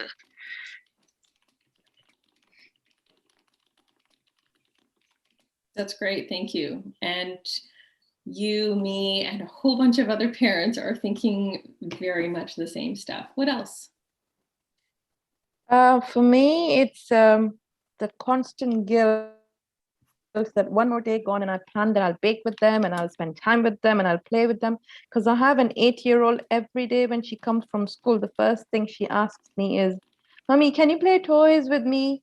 And my response is the same every single day, that not now, I have this to do and I have that to do. And then she goes to bed and she'll take my hand and drag me into her room saying, Mommy, please tuck me in. And then I sleep with that guilt that another day gone and she'll outgrow those dolls very soon. And then I'll miss this. Yeah. Thank you. Also something that I think a lot of parents will agree with. Anyone else? Yeah, sometimes I have a very bad thought in my mind that I will sit down and I'll play with the dolls and I'll talk to my children and read them a book, and they will and spend a lot of my time with them, and they might do something that will make me feel hurt, and then I will say, geez, I wish I didn't spend so much time with them and I did something for myself, and why am I doing this? And I should be focused on my life and I should pay less attention to them. So I do have that unfortunate, very negative thought that haunts me quite a bit.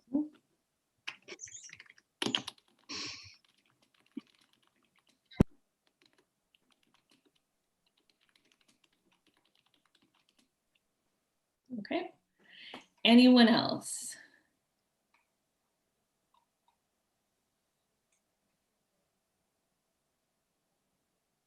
Okay, I'm going to put down one of the most common ones that I hear is I'm not doing enough. And the other one,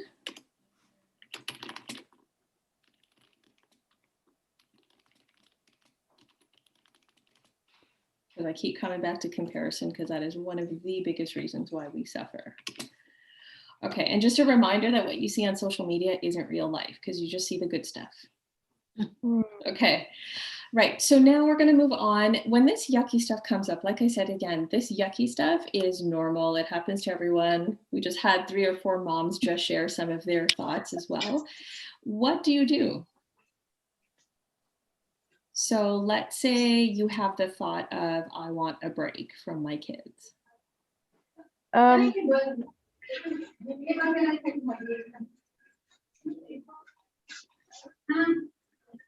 Hello? Yeah, I can hear you. Okay. Sure.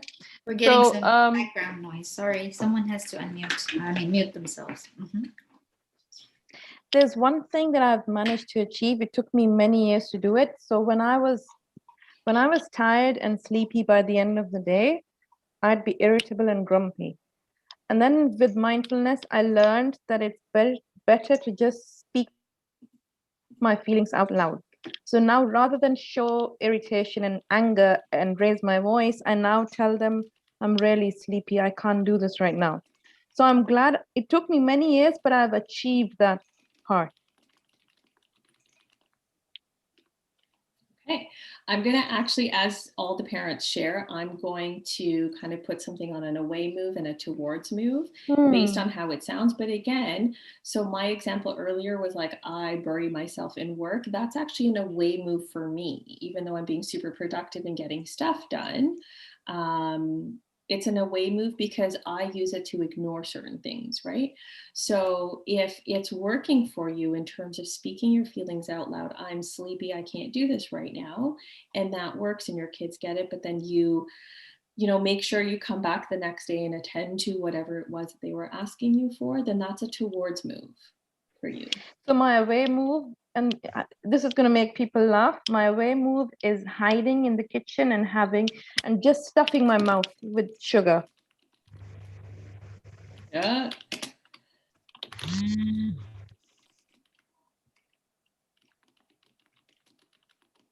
Okay, so that's an away move. Anyone else? My away move is burying myself in work. Okay.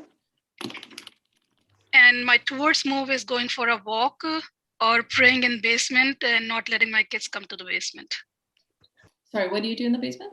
So I just pray in the basement and I do not allow my kids or my husband in the basement while I'm doing that.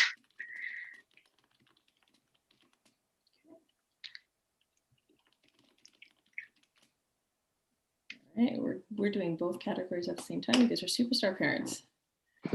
What else? Who else has something to share? Some away moves or towards moves? My towards move would definitely be I'll put on a very nice podcast and I'll listen to it with my headphones on. And my away move would be I will use hurtful words to say, oh, it's because of you I don't get all my work done and I'm not successful because of all the time that I have to spend taking care of you. And I will sometimes use hurtful words to get my anger out. Mm-hmm.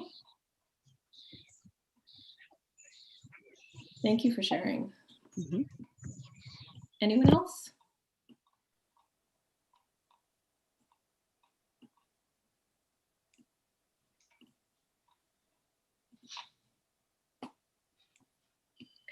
In the interest of time, I'm going to push us forward. And just in terms of like wrapping up this, what's really good, and I know we just did this as an example today, we did it as a group. So some of this might resonate with you, some of it might not resonate with you.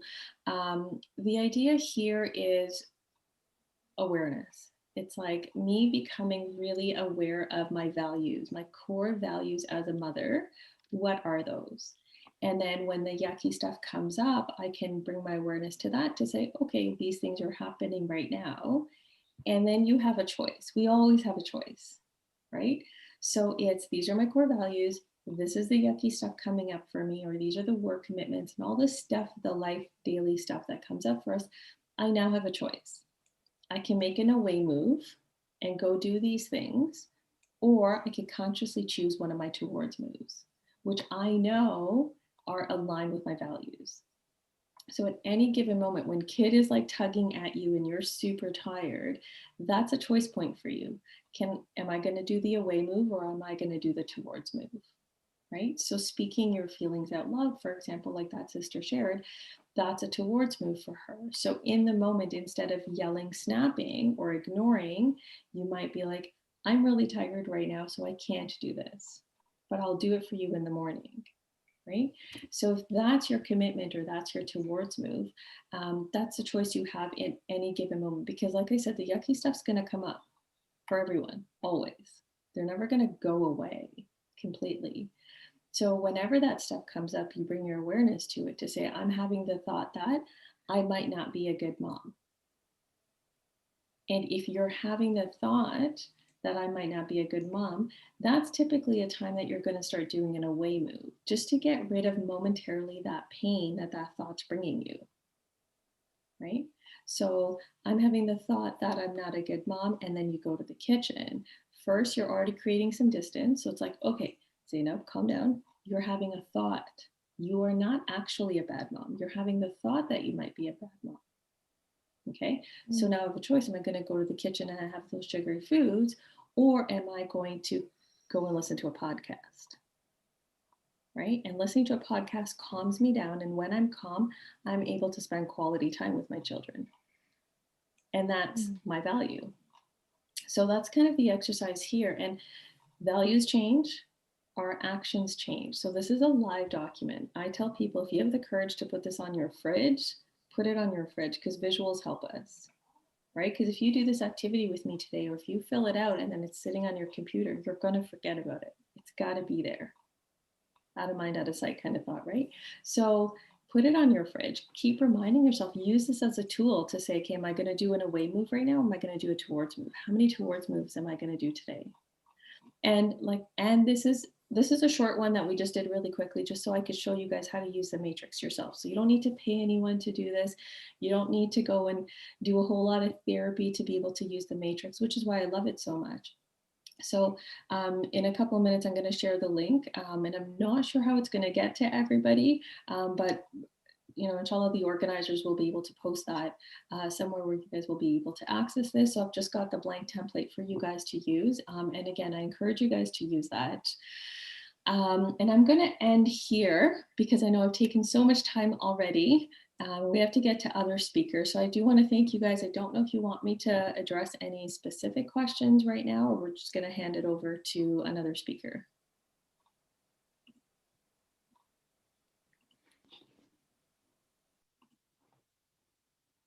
Are you asking the volunteers to ask you a question? Is that what it is? No, just I was asking addressing it to you. Yeah, so I wasn't sure if you wanted me to answer any specific questions, or if we're gonna move on to the next speaker.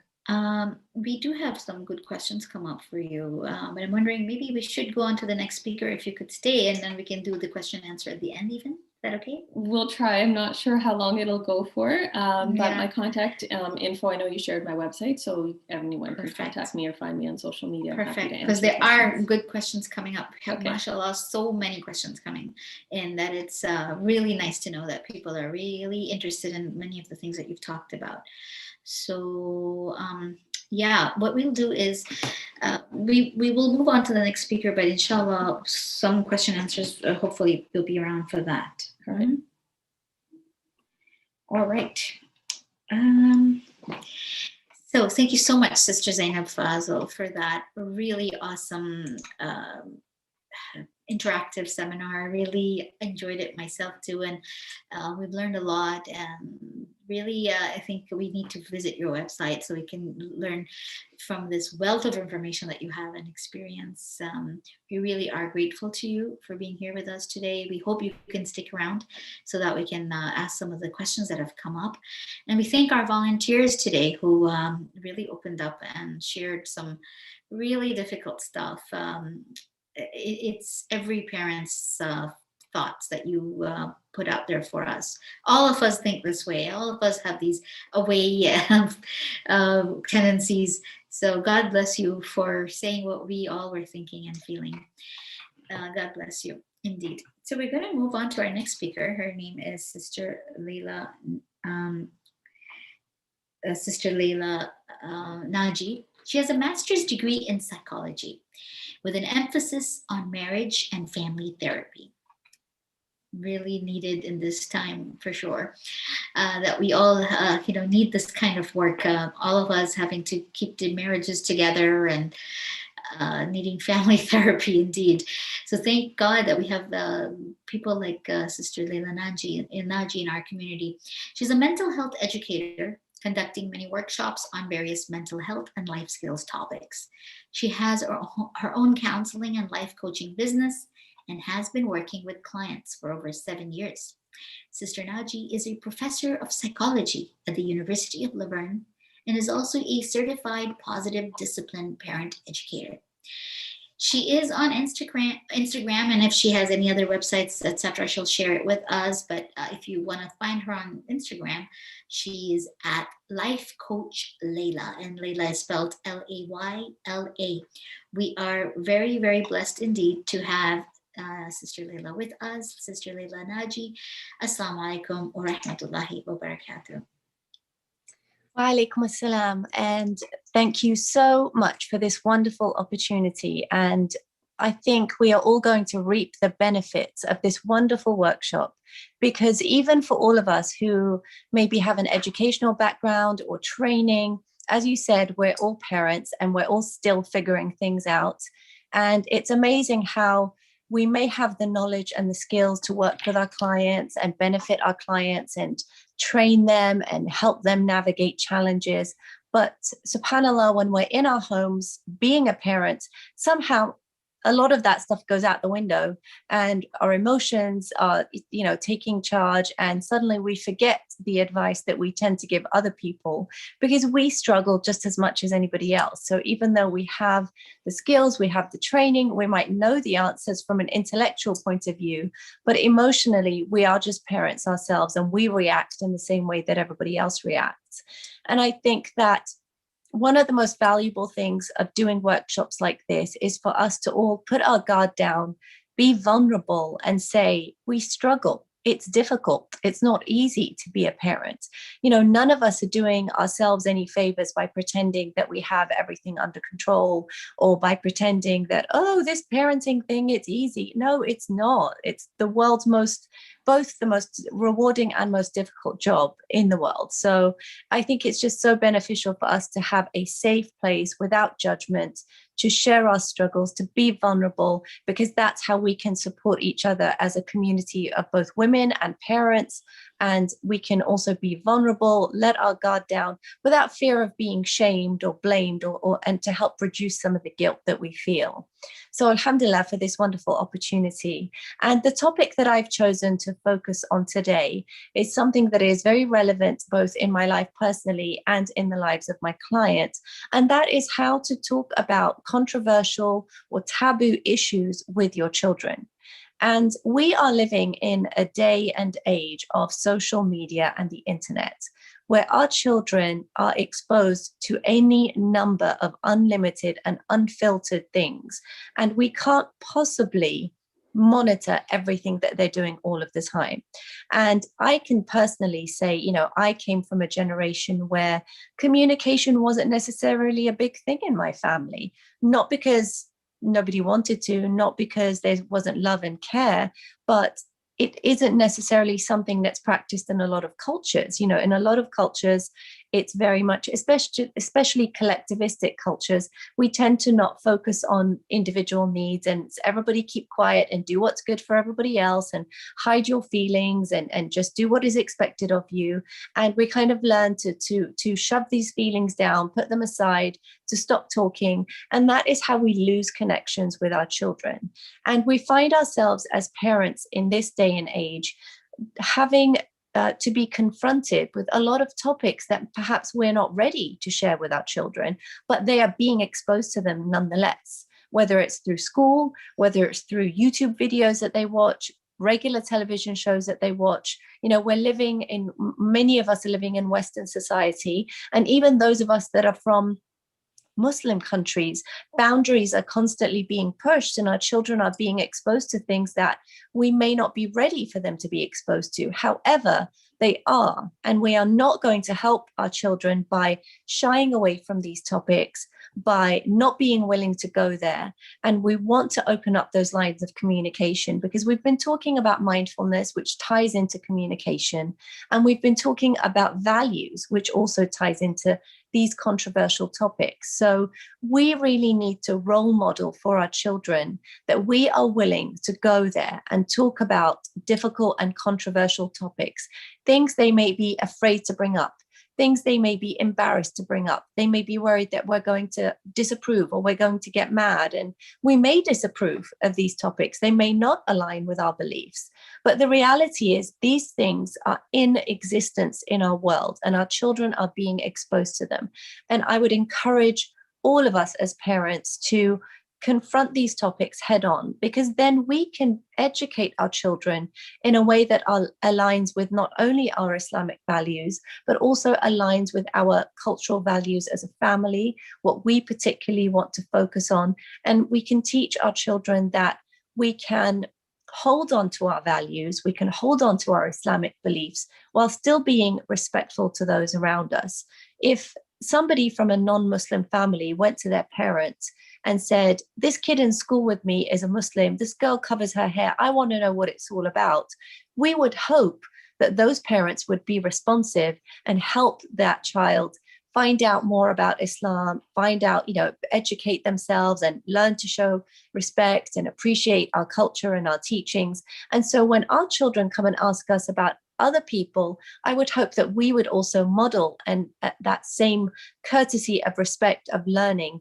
The goal is not that we have to agree with everybody does or everybody's choice of lifestyle, but the goal is to teach tolerance and acceptance while still maintaining our own Islamic values and our own values that we value in our family, because every family is, of course, different. So my advice in cultivating a culture of communication with our children is, first of all, to start early.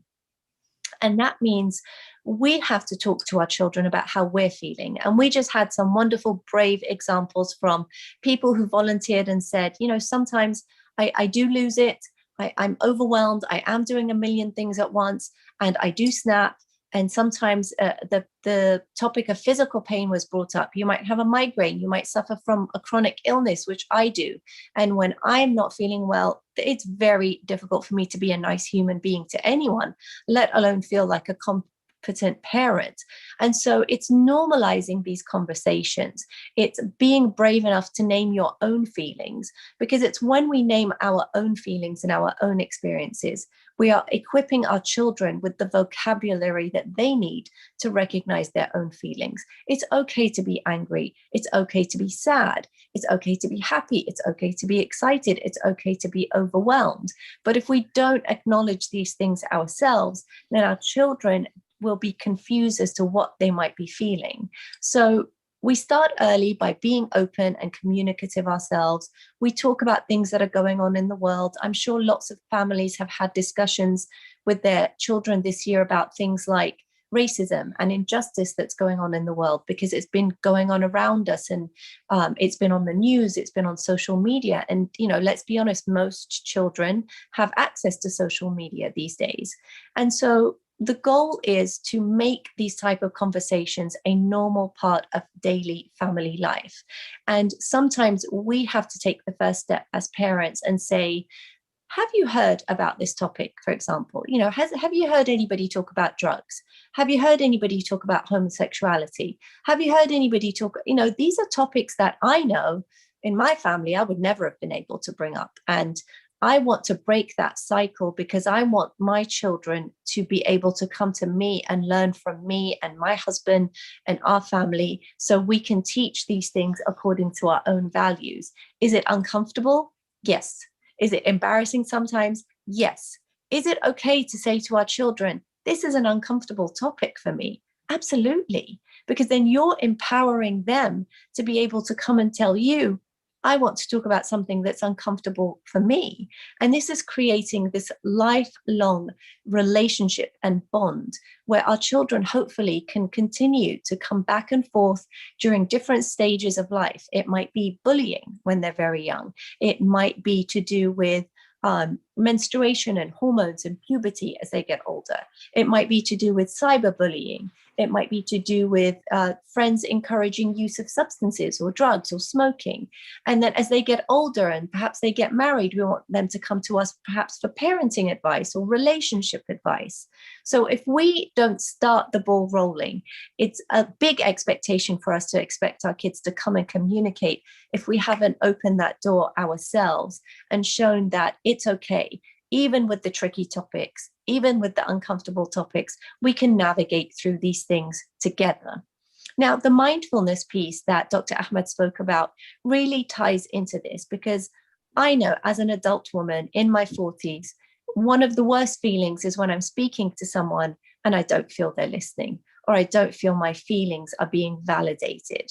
I feel like I'm either being dismissed, or the person that I'm talking to is scrolling on their phone, or, appears to be distracted. And unfortunately, this is, dare I call it, the disease of smartphones that we're all infected by, But how would my child feel if they came to bring up a topic or ask me a question or even share something that they're interested in?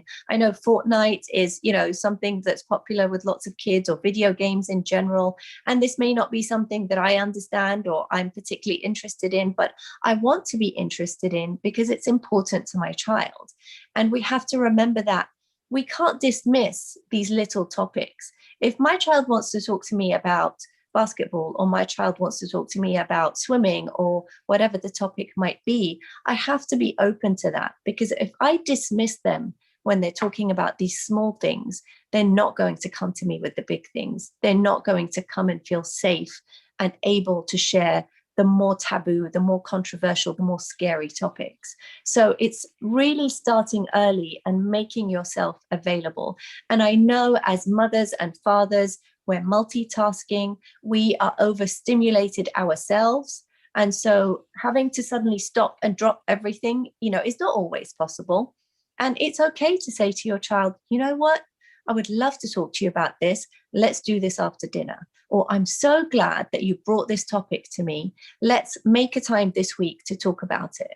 So the nice thing that you've done is that you've been accepting, you've been welcoming, you've encouraged and validated to your child that you're interested and that you are a safe person to come to, but it doesn't necessarily mean you have to drop everything.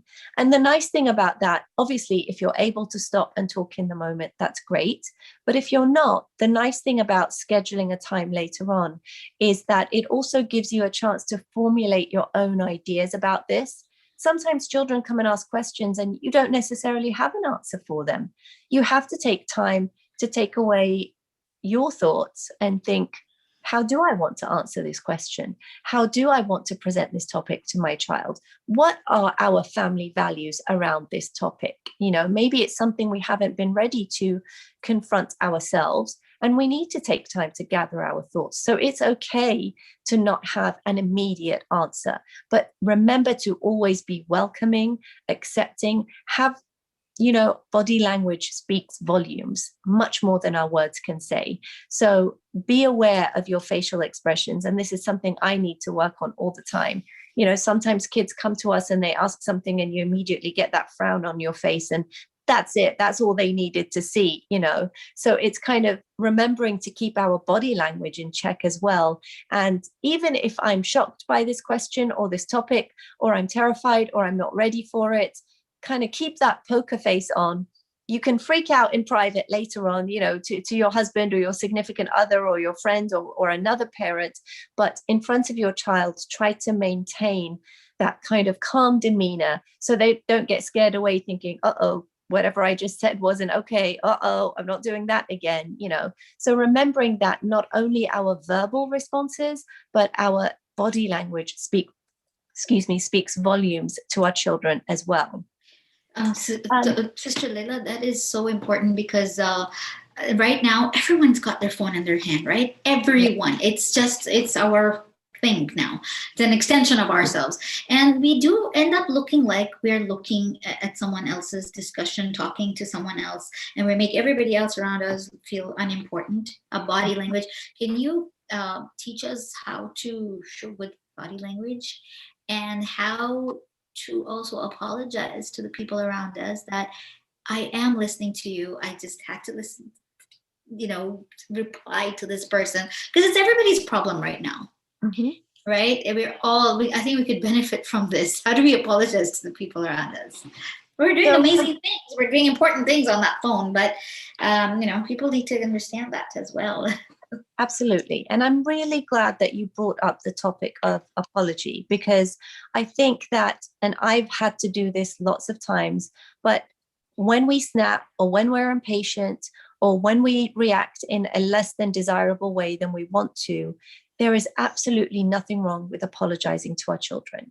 We have to, as adults, not let our pride get in the way. We don't know everything. We're not experts. We do make mistakes. And if we want to model for our children that it's okay to make mistakes and it's okay to apologize, then we have to be doing it. And I can say I've done this countless times with my children. My children are 11 and 13. And over the years, as I said, I suffer from a chronic illness that sometimes makes me an unpleasant person because I'm in pain, and that's not something I can control. But is it part of our day-to-day life? Yes, it is. Has it made my children, has it made my children more compassionate people? Yes, it has, because they've had to learn to be patient and know that sometimes mum isn't available or mum can't do this or mum has to go lay down. And do I wish that they had learned this some other way? Of course. But this is the circumstances and one of the tests of life that Dr. Ahmed was talking about. And it's just something we have to deal with. This is our reality and the reality of many families. And it may not be an illness. It may be, a parent who has to work long hours or has to work multiple jobs, or it may be so many different struggles, but it's working within those struggles. We can't avoid them. They're part of life. So I think normalizing apologizing to children as an adult is so powerful. It makes them feel respected, it makes them feel heard, and it makes them feel worthy of the respect and the attention that we demand of them. When we talk to them, we want them to look at us, we want eye contact, we want their undivided attention. And when we're not able to give that to them, we have to be able to turn around and say, I'm sorry. I was either stressed or I wasn't feeling well or I was distracted and I didn't give you the attention that you deserved, or I was yelling or I raised my voice and you didn't deserve for me to speak to you that way. It wasn't about you. It wasn't anything that you did. It's something that's going on with me and I didn't deal with it the right way. I took it out on you and I shouldn't have. And if we can bring that dialogue into the house, they will learn it. That's how they'll start to talk to their siblings. That's how they'll start to talk to their significant other. But what it does is it requires us to take ourselves down a notch, take away our pride, show our vulnerability and our sensitivity. And it's absolutely not a sign of weakness. It is a sign of strength to be able to come down and say, I messed up. That was not the right way to handle it. I apologize. And to answer the other part of your question in terms of being distracted and how we use our body language, when our child wants to talk to us, if it's possible, if you're in the middle of a work email, for example, that just absolutely needs to go out right this second, it's absolutely fine to say, I really want to hear what you're saying. I'm very excited to talk about this with you. Please come back in 5 minutes, But a lot of the time, the email can wait 5 or 10 minutes or, whatever it is, what else we're doing. I can stop folding the laundry or I can stop mopping the floor or I can stop whatever it might be. It's still going to be there. It's not going to disappear. That work will still be there. But that moment when our child needs us will not necessarily always be there. And so one of the most important things is to sit facing towards your child. And this applies to your husband, your wife, your sister, your mother, your father, whomever you want to have a significant and meaningful interaction with. So to sit facing towards that person, because imagine I'm talking to you and I'm turned this way and I'm looking at the TV or looking out the window. You don't feel like you have my attention. You don't feel valued in that moment. So trying to sit in a way where you're turned towards that person, trying to maintain eye contact with them to show that you're engaged, nodding your head, leaning forward. All of these things show that I'm interested and I'm invested in this conversation. And, you know, if it's possible to put that phone down, to shut off the laptop, to turn off the TV, you know, some families even have a time where everybody's devices just go into a basket somewhere and we just don't access them at all. So, you know, if you can even take it to that level, that's great. Some people's jobs require them to be on call all the time, so that might not be possible. But we do what we can with, you know, what is available to us. And the problem is that sometimes as parents, we want it to be perfect. And if it isn't, then we don't do it at all. So if we think that I can't put my phone away all the time completely, so I might as well just stay doing my work. No, let's find a compromise. It's not, the goal is never, ever perfection. The goal is not to have everything stopped completely. It's just to do what you can, when you can, with the time that you have available to you. And I wanted to bring in something else which is going to contradict what I just said. However, it is also a very effective communication tool. And this is actually something that I learned through my own children and through advising other parents. And that is, communication doesn't always have to be verbal. Sometimes it's very intimidating to sit in front of somebody and talk face to face. Now, I have one child who loves that, who loves to sit face to face and have a conversation and has no problem with that, has no problem expressing their feelings, and likes a family discussion and likes everybody to be involved. And then I have another child who wants to do everything in private. Anytime that they feel vulnerable or want to express an emotion or want to talk about something they're a little nervous about, they don't want to do it in front of anybody. They want to do it only with me. And they don't like to do it verbally because they said, it's intimidating. It makes me feel weird when you're looking at me, and I would rather just, could I write it down? And I said, absolutely. So sometimes you can do a really neat thing, and it actually becomes a wonderful memory and keepsake, is you can give each of your children a notebook. And when they want to tell you something, or you want to tell them something, but they don't necessarily feel comfortable to do it face to face, or you don't feel comfortable to do it face to face, you can write to each other, leave that notebook on their bed, or they leave it on your bed. And that way, the wonderful thing about this is they have time to read what you've written, think about it, process it. You have time to read what they've written, think about it, process it. So you can have a more thoughtful answer, a more thoughtful reply, instead of reacting immediately, especially if it's a topic that you were thinking, wow, I didn't even know my child knew about this. I didn't even know this was on their radar. I thought they were far too young for us to discuss this, but they know and they are exposed to things. So, you know, after a number of months or years, this wonderful notebook becomes a keepsake and a memory of the interactions that you've had with your child. And you know, obviously the goal is to graduate to being able to communicate verbally. That's the goal, to normalize communication in families. But if they're struggling to do it verbally and they want to write to you, or they want to send you an email instead, or they want to send you a text message, then encourage that, you know, any lines of communication, let's keep them open. And the nice thing about that as well is nobody gets to interrupt anyone.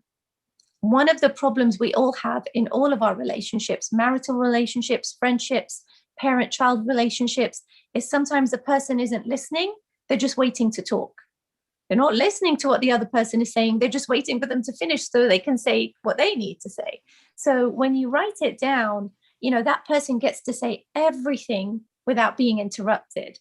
And then you can give a more thoughtful, a more meaningful, and a more valid reply and response. So, you know, hopefully some of these things are strategies we can take on. And to summarize them, it's start communicating early. Remember that the adults in the family have to be role models and have to be willing to bring up the controversial topics, whether it's on the news, whether it's online. Talk to your children about their social media. You know, let them show you their Facebook, and don't immediately point out, why did you write this, or why are you following this person, or get to know them, make them feel safe around you. You know, let them know that whatever we do, it's coming from a place of wanting to protect them. We're not looking for ways to get them in trouble, you know. So go there. Amazing. bring up the topics that you hope they want to talk to you about. Be vulnerable. When you don't do a good job, be willing to apologize, and give them a wide range of ways to communicate with you. So if they don't want to do it verbally, let them write it down, let them text you, let them email you. If they do want to do it verbally, make sure your body language is receptive, you're turned towards them. And one last tip that a parent actually shared with me, is they said they take one of their children, or all of their children, if they're comfortable doing it together, on a drive, and they'll pick up a treat, like, some donuts or ice cream or whatever, and they'll talk that way because the children are seated behind the parent. So it diffuses it. There isn't that, again, face-to-face interaction. It becomes associated in the mind as a positive thing because it's associated with a treat time and a quality time. We're having donuts and ice cream, and we're talking about difficult topics, and it makes it a fun time. It makes it quality time. And, Awesome. that's something that is effective for a lot of parents that have told me this is what they do. They're still together, it's still verbal, but it's not face-to-face, just because of the dynamics of sitting in a car. So inshallah, those tips are helpful. These are absolutely very helpful tips. And do you have a website that people can? I currently don't have a website, but people are welcome to message me through Instagram. I do Zoom counseling sessions or parenting sessions. And, if anybody wants to send any messages through Instagram, my email is also on there. So it's at Life Coach Layla. I'm always happy to help. Thank you. That's Layla with an Layla. Thank you so much, Sister Layla. And yes, many questions are coming in and comments, but we do want to get to our other speakers first. But if you can be around, we would love to have you during our last panel kind of question answer for those who are willing to stick around for that long. But I would say, unfortunately, I won't be able to stay for that. But please, anybody who has any questions, feel free to email me, and I will get back to you as promptly as I can. And thank you so much for the opportunity. Thank you. It was an honor and a pleasure to have you with us. Thank you so much. Assalamu alaikum. Walaikum salam. And so, mashallah, we have heard today from 2 speakers already, and now we have 2 more who are extremely talented, educated, and have a wealth of experience to share with us as well. So we ask you all to stay with us. And yes, we wanted to give our speakers a lot of time so that they could really share all that they have. Of course, they can't share all that they have, but we wanted to give them an opportunity to really do it in a very relaxed atmosphere. I think with with this organization that's doing it, mashallah, I think they can actually do an entire seminar, I think conference, Payam Aman, a message of peace incorporated as what this organization is called. And inshallah, when the pandemic's over, we need to have all these professionals come to speak to us live, and we need a few days where we can go to breakout rooms and really learn so much from all of them. So now we come to Sister Anisa Diab, who is a practicing Muslim and a faith-based mental health professional with over 10 years of education and experience in psychology and counseling. She's someone I know personally, someone who has been actually growing up in front of me. I must be really old. All these young people who are now really out there, but I have seen them grow in front of me. And Sister Anisa is such a loving individual. So she really is in the right field, helping Muslim clients with their personal development from anywhere in the world. She's doing this online as well. Truly a person who knows how to connect with the person. And I've been blessed that I remember, I think I came to speak in New Jersey, and she drove a few hours to come and to visit me and just to meet me. And we had an opportunity to just connect that way. She's just loving, a very loving human being indeed.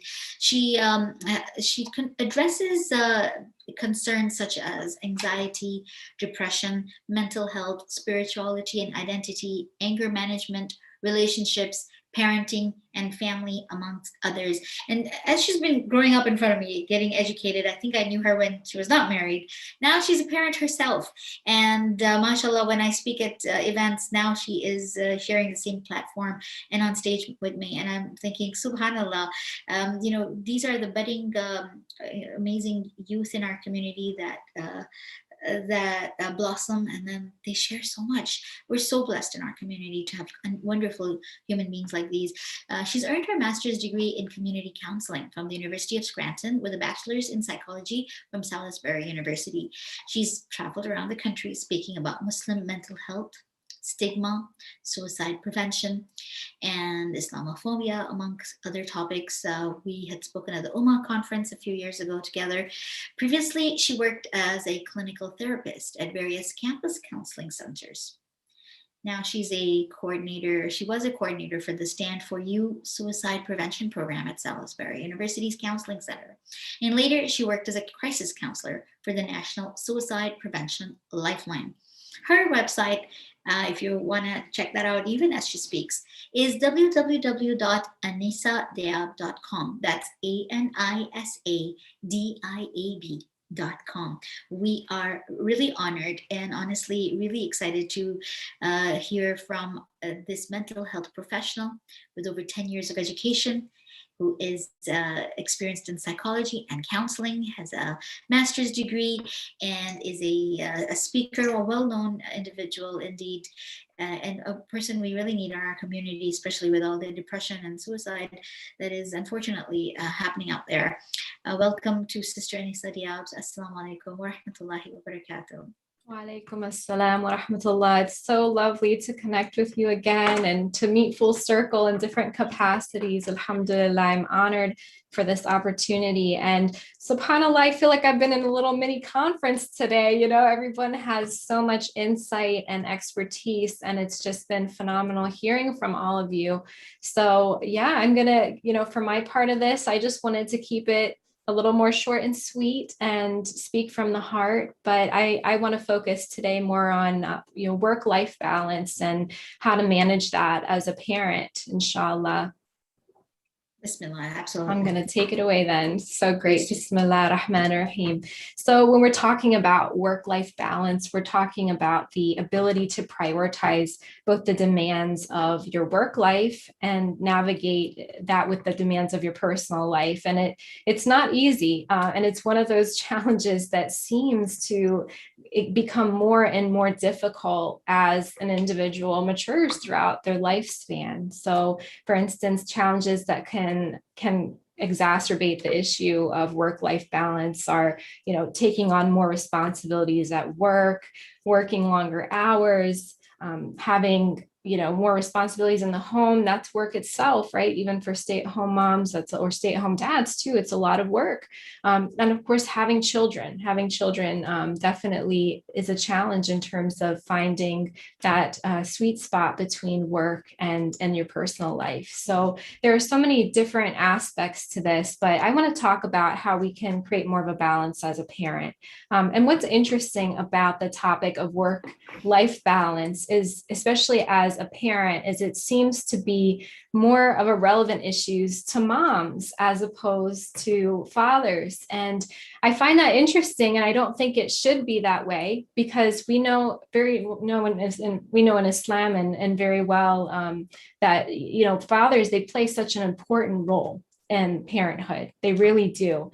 But rarely will you ever see a father being asked, "Oh, brother, how do you do it all? How do you manage being a working dad and balance time with raising the kids?" Right? Absolutely. You never hear that. And why is that? But you will find that when it comes to sisters, right? The moms, they're always asked, "Oh my God, how do you do it all? How do you balance raising children and you're working full time? And how do you make time for your marriage and to clean the house and to do all these things?" This is a never ending question that I know I get as a mom, and I'm sure you, sister, have received that as well. Always. So yeah, and then it's also the added challenge is the guilt tripping and the mom shaming that some parents will feel, especially the moms of, why aren't you staying home with your kids? And then if the mom isn't staying home with the kids, why did you get this degree?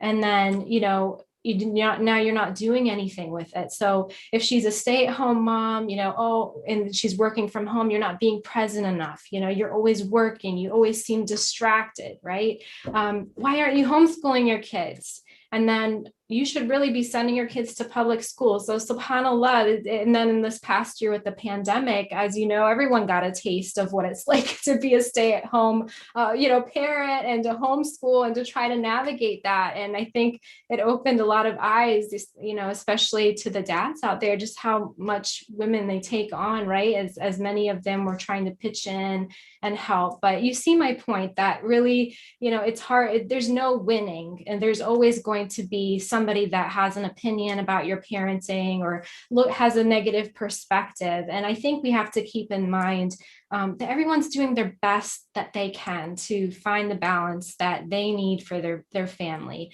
And I think moms especially, they internalize a lot of guilt. They feel like they're never enough. They feel like they're constantly failing because the expectations are so high. And I don't want to overgeneralize again, because I know there are stay-at-home dads in the community who feel some guilt as a parent, but that's definitely an exception to the norm. And I hope you don't mind me sharing this story about today's event, but the original plan of the topic today was going to be talking about super moms in the community and honoring super moms. And, I remember telling Brother Hassan, I said, I really don't like this term super mom. I feel like, it's this idea that you have to possess some kind of supernatural multitasking power and do everything and be everything all the time. And I just don't consider myself as such. I think there are a lot of super great moms out there, and there are a lot of super great dads out there. But I think this term, it really creates a lot of pressure to be something, to be everything. And I can tell you, as a mental health professional, I've seen like the consequences of what happens when, mothers, they try to put everyone before their emotional needs, their physical needs, their spiritual well-being. I've talked to moms who have a lot of postpartum issues, depression, anxiety. Just the other day I was speaking to a mom who said, I'm not enjoying being a mom. Like I'm chronically fatigued. I'm not enjoying this process. I feel like something's wrong with me. And I think for those of us who feel like, we're just trying to keep our head above the water some days, to talk about, well, you're a super mom, it is, yes, it's a compliment that our society likes to give, but it can also become a form of toxic positivity, right? Where we try to, sugarcoat a problem of, moms who are over sacrificing themselves at the expense of everyone else, because it's uncomfortable. It's uncomfortable to talk about kind of the lack of support that a lot of moms aren't receiving. So there, again, I'm just saying this because there are a lot of great parents out there. And I think we need to recognize that it's hard when we need to lend some understanding to each other, because parenting is imperfect. It's messy. You're going to make mistakes. I know I make mistakes all the time. I have a 6-year-old daughter, a 6-month-old son, and it's a learning process. So we definitely have to give ourselves some grace and try to support each other's dreams, support each other's aspirations. And I'm reminded of the story of Imam Ali alayhi salam, when he saw this woman, and many of us know this story of when she was walking with this water skin, and it was full of water, and she was really fatigued and she was struggling to carry the water. And Imam Ali comes up and says, I noticed that you seem that you're all alone. Is there no one to help you? And he says, I will help you. So she graciously accepted, and she said, my husband died in the war. He was a soldier and fighting with Imam Ali, and now I'm alone with these small children. So upon hearing those words, Imam Ali said, he didn't say anything. He just helped her, but he felt so terrible. The thought of this helpless widow, right, and her small children being orphaned. So the next morning, he gets a basket, puts some meat in it, some flowers, some dates, and he knocks on the door of the woman's house, and he said, I'm the same man that helped you yesterday with carrying the water, and I brought some food for the children. So the woman replied by saying, Allah bless you, and may he judge between us and Ali. So she had this, this grudge in her heart against the Imam. So entering the house, the Imam says, I'd like to help you, let me knead the flour, let me bake the bread, allow me to look after the children. And she said, well, let me handle the cooking and all of that, but you take care of looking after the children. And so in that process, you see that he was, at one point building the fire for her, when he was grilling the meat, when the meat was ready, he was individually feeding each child. And, he was at the same time apologizing to these children with humility. My son, forgive me, forgive Ali if I've failed in my duty towards you. So a neighbor comes over, this woman, and she says, do you know who's in your house, woman? I mean, this is Imam Ali, who you are constantly, holding a grudge against. And she says, oh my God, forgive me for what I've done. Forgive me for not, recognizing you. And I beg your pardon. And he says, well, I beg your pardon because I failed in my duty towards you, just to show you, wow, subhanAllah, like the humility of this man. And even though the woman, insulted him, right, she still went back. He still went back, provided food, helped with the children in whatever way he could. And I believe there was such a beauty in the act of charity he was doing, because he could have just dropped off the food and left, right? Done. But no, he stayed, right? And he did these acts of service, of cooking, helping the kids. I talked to some brothers in the community, they say, that cooking and the cleaning and all that stuff, that's for the sisters to take care of. That's not manly. That's not part of my job. Well, I don't know anyone more manly than Imam Ali alayhi salam, who went out of his way, right, to show that, these things, this is what a husband would do, right? And he was trying to think of what this father would be doing if he were still alive, and he was doing those acts of service for her. So, we've got to remember that we all need to help each other out. We have to support each other's dreams, each other's aspirations, to be able to find that balance and that support. And sometimes, what's better than a Hallmark card for your wife is just saying, how can I help? Or, what, better yet, like Imam Ali, looking at the void, looking at the gap and saying, there's a need. I can see there's a problem. Let me just, without even asking, let me help. Let me put myself in a position where I can give that charity, because we forget charity starts at home. A lot of times we're worried about donating to all these different organizations and what we're doing in the community. We need to do that. Certainly we do. But the charity also starts at home. So having said that, it's a 24/7 job. Parenting, it doesn't stop from 5 p.m. It's not 8 to 5, but how can you find the balance if everyone's always working? What are some things that we can do to help find a way to navigate all of that? So I want to give you just 3 tips, and I'll leave you with that, inshallah. First of all, we have to recognize that perfect balance isn't possible. There are going to be some weeks where you might be taking care of your kids a little bit more and focusing in on them because they're sick and they need more of your time and attention. And by doing that, maybe, you didn't get to exercise that day. Maybe you had to take some time off work. Maybe there are some weeks where you put in a little more effort because, there's a lot of deadlines at work, but you make up for that another week with your kids. So it's constantly looking at not just the day, but the overall week of how can you find those quality moments, not just for yourself, but for your kids too. So Allah subhanahu wa ta'ala has all given us, 24 hours in the day. And what we have to do is not manage the time, because all of us have the same time, right? You can't buy time. You can't, give it away. You can't get it back, but we can prioritize our time. So one of the things that you can do to prioritize is to focus on writing down at least 3 things that are urgent to you and important to you. This is the quadrant of necessity. The quadrant of balance is also important too, finding things that are important but not necessarily urgent to us. So for instance, taking care of these beautiful moments Sister Layla was talking about, sitting down and creating safe spaces with your kids to talk to them about what might be some struggles they're facing.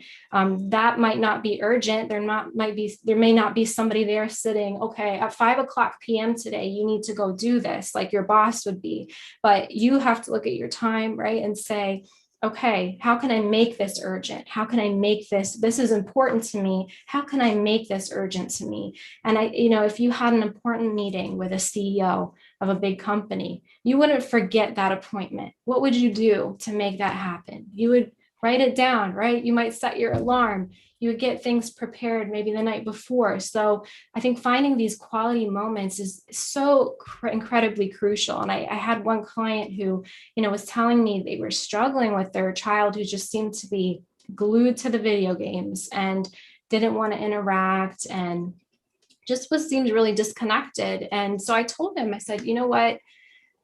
Find some quality time with your son, and just even once a week do some one-on-one with him. Don't take the other kids, just you two go to a coffee shop somewhere, have a coffee, and don't sit there and lecture. Don't try to sit there and problem solve an issue. Just be there. Just give him that time and be present.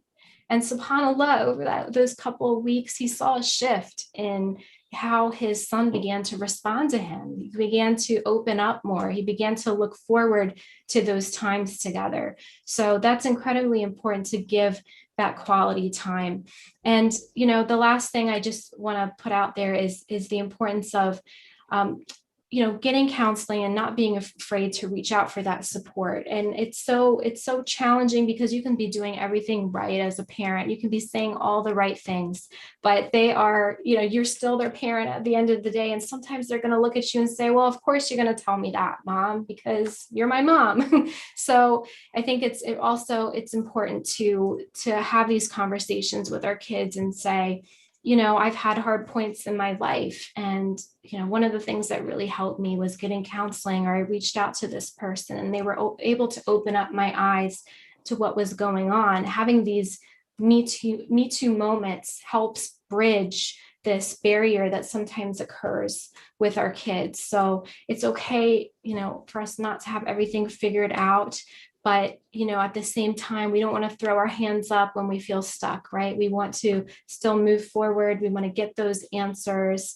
And so, inshallah, as other people were saying, it's a wonderful thing when you can connect your kids to mental health support, even a better thing when you do that for yourself, because especially as parents, right? If you're not feeling well, emotionally, psychologically, it's going to have a direct impact on your kids because that's what's inside of you. So when that anger arises, it sort of explodes on others. So having said all this, I welcome anyone, if anyone wants to get in touch, inshallah, with me, you can do so again through my website, anisadyab.com. But inshallah, I look forward to hearing from the other speakers. And I do apologize. Speaking of, balancing time and all of that, my kids have been a little under the weather today, so I will have to step away from the panel. But please don't hesitate to get in touch, inshallah, if you have any questions.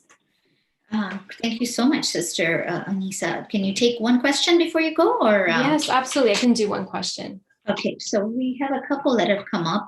We've got Amsha, who has written and asking that we do all the right things and have it together from the time of pregnancy and feel somehow comfortable with the values we've given our children. And then they suddenly turn into teenagers. And you don't recognize them. It feels like they've forgotten all the values you've taught them. It's devastating. What do you do then? So it's interesting. There's a wonderful book that I recommend. It's called The Collapse of Parenting by Leonard Sachs. He's a psychologist and he's a medical doctor, and he talks about this. What we have to realize is there's a big shift in the adolescent teenage years where you're moving from, secure attachments, parenting, that's their world, to peer relationships and navigating that. And what we're seeing as the trend, especially within the US and even in Canada and some other countries, but particularly in the Western countries, is more of a shift towards looking to peers as a form of parenting. Like, if you look at the way, children talk about their friends or what they're doing, I often hear this of, oh, why can't I do this? My friend does this at their house. I want to sleep over. Why can't I sleep over if they do that? And I think it's really important, first of all, at this age, to know who your kids' friends are That's incredibly important, because sometimes those, if they don't have their eyes open, we talk about negative self-talk, but there's also the external talk that comes from peer issues, right? What if you have I was talking to one of my clients the other day. She told me, I have a friend who, always asks me to send pictures of my nose and the shape of my nose or my different body parts so we can compare, who has a better one. And I said, yikes. I said, yikes. I don't know, and then she has all these body image issues. And I'm like, well, you might want to think about, we can work together to, replace that negative self-talk with things that are more balanced and healthy. But if you have peers who are, bringing this to your attention and speaking negatively about their bodies, it's going to have a negative impact on you. It becomes part of your subconscious now, your self-talk and the way that you speak with yourself. So we need to be aware of who our kids are friends with and open a dialogue in a non-judgmental way. Like, tell me about your friends and what kinds of stuff do you guys talk about? And, have you, oh, really? You guys talk about that? How does that make you feel? How do you feel after these conversations when you talk to this particular friend? Because a lot of times they'll say, well, I feel awful. I feel self-conscious. So asking a lot of open-ended questions and gently guiding them indirectly is key. You want to be careful of your word usage. You don't want to say like, okay, you need to get this friend out of your life, but you want to say something like, have you ever thought that some of this is pretty hurtful? It almost sounds a little bit like you're experiencing some bullying going on. What are your thoughts on that? I wonder how she talks to some of your other friends and letting them, exploring with them, giving them the time to explore and see if they can kind of come to that conclusion on their own. And sometimes I always say this, especially to parents of teenagers, you have to identify somebody else who's not you, who's not from your family, who you see as a good mentor to your child or somebody that they can go to for support, to also gently guide them in the right direction. Because sometimes teenagers close up on, it's sad to say this, but sometimes it's just one word answers all the time and they don't want anything to do with you. So it is, I really, I feel for that. And I know, sister, you've been through that process. I've yet to go through it personally, but I'm sure the bigger the kids, the bigger the problems. Get your seatbelt on, Sister Anisa, because you're in for a wild ride, even if they're the most lovely children possible. And all our children are, mashallah, all of them are. It says life is difficult, isn't it? And we know, we've been there and done that. But I think to be a child in this day and age is a bigger task right now. Yes. With the internet and with so many pressures and having to be perfect in so many ways. We thank you for your time, because I'm aware that you need to go, and we pray that your children are feeling back on their feet soon, because being under the weather right now is scary. We're really praying for everyone to be safe and not get sick at all. But inshallah, we will, if you can, then we will see you again later. But we have, mashallah, so many questions flowing in. Alhamdulillah, we want to thank our viewers for being so involved in this today, that they're really interacting with us. So thank you, Sister Anisa, and we will move on to our next speaker. But inshallah, we will have some question time later if our panelists can, if they are around, we'll address those. Thank you so much. We really have learned so much. Thank you for being with us today. So mashallah, we now are moving on to our next speaker, someone who I respect, have looked up to, and who I have learned a lot from myself. She's a well-known figure in our community, Dr. Batul Ladek. She's someone that I myself have reached out to. And I remember once we were at some gathering and she saw my son, just trying to bring the whole place down, bouncing off the walls and, really asking for my attention. And so she said to me that, I love this. And I had 2 little kids at that time. I was like, really, you can? And she's like, yes, see me at my office. And she sure did. She opened her office.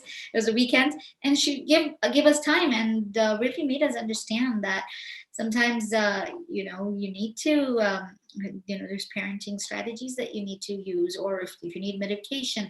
And we've already got questions for Dr. Ladek already coming in, and already I'm seeing things that I could easily ask that have come that I can easily ask Dr. Ladek. So inshallah, hopefully she'll give us that time.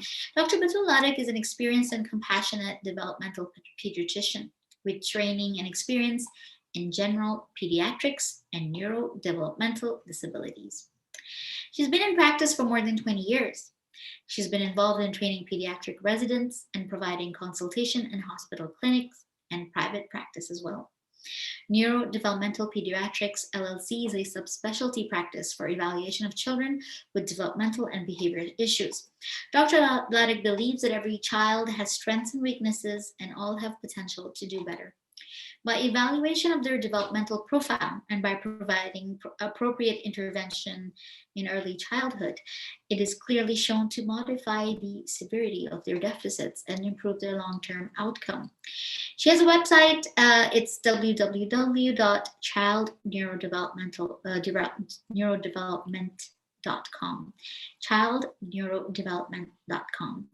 And we are so blessed indeed to have with us our distinguished speaker, Dr. Batul Ladek. Assalamu alaikum wa rahmatullahi wa barakatuh.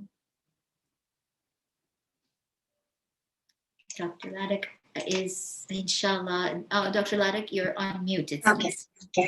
Can you hear me now? You sure can. Okay, thank you so much, Shyrose.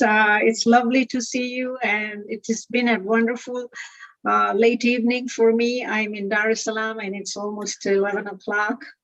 So thank you so much for joining us. Yeah, I didn't realize it was going to be, but it's okay. I'm going to try my best. My internet is also unstable, so I hope I can go through a few slides that I have made. But before I proceed, I'd like to really, really thank Piyam Eman for organizing this seminar, a much needed seminar.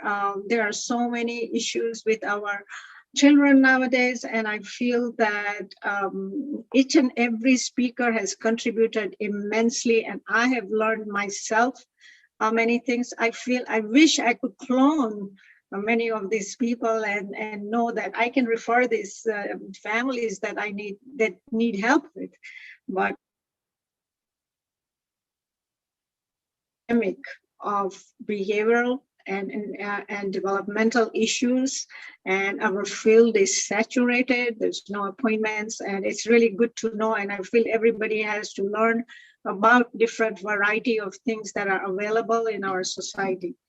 So as for me, I'm a grandmother, and so when Zainab is going through this phenomena of understanding, I'm saying, I wish, because when my kids were growing up, we did not have the tools that we have now. But hopefully, I hope I can contribute to, my goal is to help parents understand their children, okay? You have a right to expect certain things, but you do have to know what your child's strength is and what his weaknesses are.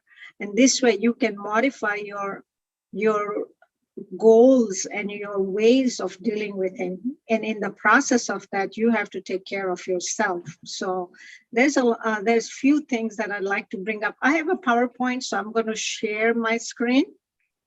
Please do. Okay, so my first slide.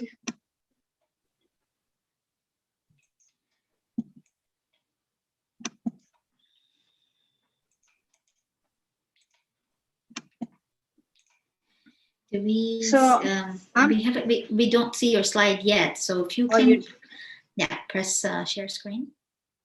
I did not. Okay, let me see.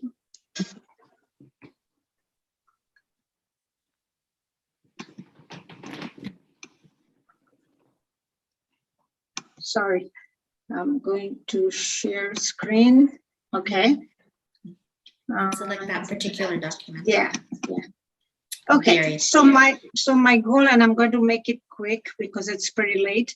I want to discuss briefly about brain development and emotional milestones, and then talk about what is temperament and role of genetics and environment, the impact of stress on brain and body and adverse childhood events, understanding children's expressions of emotions, and identify early manifestations of mental health issues and mental health issues and long-term outcome. Okay, so without, I'm gonna, from the beginning. Perfect. Okay, so the brain, as everyone knows, has different areas that are assigned for different kinds of functions. And we have the communication center, the motor center, the perceptual center. But for emotional development, we are talking about the limbic system, which consists of the three areas: the hippocampus, the amygdala, and the hypothalamus. Without going into more detail, I'd like to say that all areas of the brain talk to each other while they are growing in their own region. So the communication system connects with the emotional system, which then connects with the frontal cortex to make the decision. So it is important to understand that emotional development has a sequence of milestones. And if we identify there is a problem in one of the areas, and we can intervene effectively to avoid long-term problems. So I'm going to tell you about sequence of emotional development. Okay, the first and foremost and crucial step of emotional development starts at birth, early infancy. When a baby cries and the mother responds, the baby learns that this is a person who meets my needs. And the mother, by picking the child, talking to him, smiling, develops the first social reciprocal interaction. As time goes, the baby learns that when I cry, I'm going to get help. And so if the mother takes a little longer, the baby will wait because she knows he has learned over time that this is going to happen. And the baby develops this sense of trust and security. This is a very important emotional developmental function, and it goes a long way into later childhood to develop confidence, relationships, and being able to navigate himself through society. You know, if we have a lack of consistency in our response to our children, and we are not always there mentally, even though maybe we may be meeting their physical needs, but we are not interacting, what happens to the child? He's not really sure. And these unsure children then have long-term problems. As they go into next few months, the child starts relating to family members and differentiate between family and strangers. If you see a child who's not able to differentiate between family and strangers, you question yourself. Is this child unaware that I'm a stranger the way he's hugging me? Or is this child who's been exposed to so many different caretakers that he doesn't know? You know, you see this kind of deficits develop in children in orphanages where they are shift workers. They come and do their job, and then there's a new person, and there's no consistency. Separation anxiety is another normal thing that develops, which is between 9 to 15 months. That means that the child has now developed such an attachment that when he doesn't see the mother, he gets anxious. But over time, he learns that the object that he still exists. And by 15 to 18 months, the child is confident that my mom is there, even though I don't see her. And if a child is still having a separation anxiety at 2 years, then you start wondering, what is going on? Is this child? You want to help that process, okay? At 2 years, they are much more curious. much more independent, and they have this terrible tools, which are called terrible tools, but actually they are showing assertiveness. This is what I want, and you have to listen to me. It shows the child is developing independence and confidence. And this is an important stage, even though it's difficult for parents. This is showing you that the baby has a mind and an idea and a motivation and an assertiveness. And as they grow and become preschoolers and go into group settings, they learn adaptability. This is my turn. Now I have to transition to another activity, and they become cooperative. So these are basic emotional developmental milestones that they phase out one after another. That means your attachment phase stays forever, but the stranger anxiety then wins into a much more recognized, and separation is possible, and they become independent, and then they become coordinated with other groups. So the next important thing that I like to discuss is nature versus nurture. That is this a genetic or is this an environment? So genetics, it has a very big and important piece in our temperament and our behavior, our abilities, especially IQ. And genetic factors influence our personality or temperament about 50 to 60% of the time. This has been proved by looking at twin studies where there are twins who are raised in different homes. They are separated and raised in different homes and different environments, and they still carry the same personality traits. Okay, they were born with those traits. Even if you see children raised in foster homes, they may be put in a home that's very stable and nurturing, but they'll have those emotional difficulties that were genetically inherited. However, the good news is that all genetic predispositions does not mean that you are going to have that disorder. It's not like one button pressed and you are now into that category, and which is now called epigenetics or environmental factors. And environmental factors influence the degree of emotional expression. If a child is growing in a nurturing and supportive and stable home environment, the genetic expression is modified. So factors that modify genetic expressions would be stability and good sleep and exercise and diet and support during stress. And emotional, you can have a baby who's difficult and very needy and needs to be held, but it doesn't mean that that baby is going to be like that as an adult or even as a preschooler. You can modify those because now you know what your child's needs are.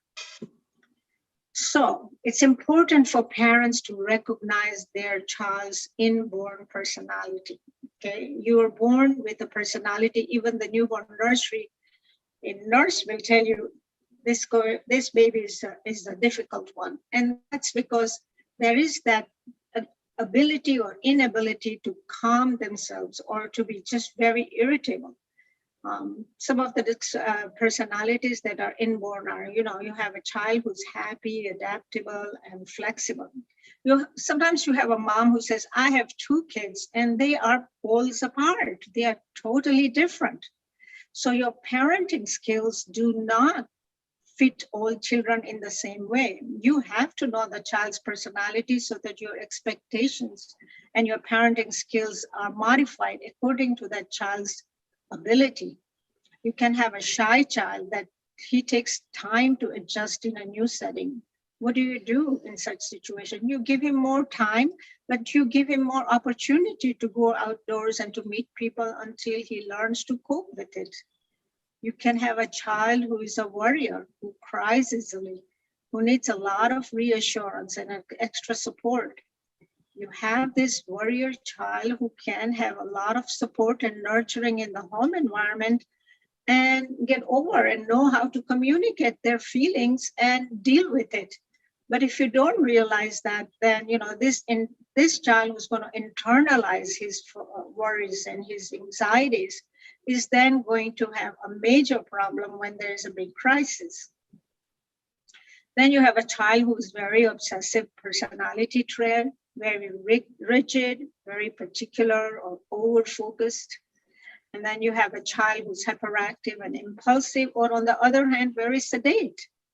So you have to read your child's personality. There are some children who are persistent and focused, or they are very easily distracted. One of the things that's is sensory intolerances, where some children will not eat certain foods and certain textures, and parents call this as fussy or oppositional, or you will notice that is a pattern. And this pattern is something that can be worked on so that he can learn to cope. So what are the factors that modify the temperament or the personality? One of the important factors that I've seen is the educational level of the mother and the maternal history of affective disorders. By affective disorders means the mother does not feel well. She is down, she's depressed, she's stressed. And when she is consumed by her own difficulties, it would be hard for her to modify the baby's needs, right?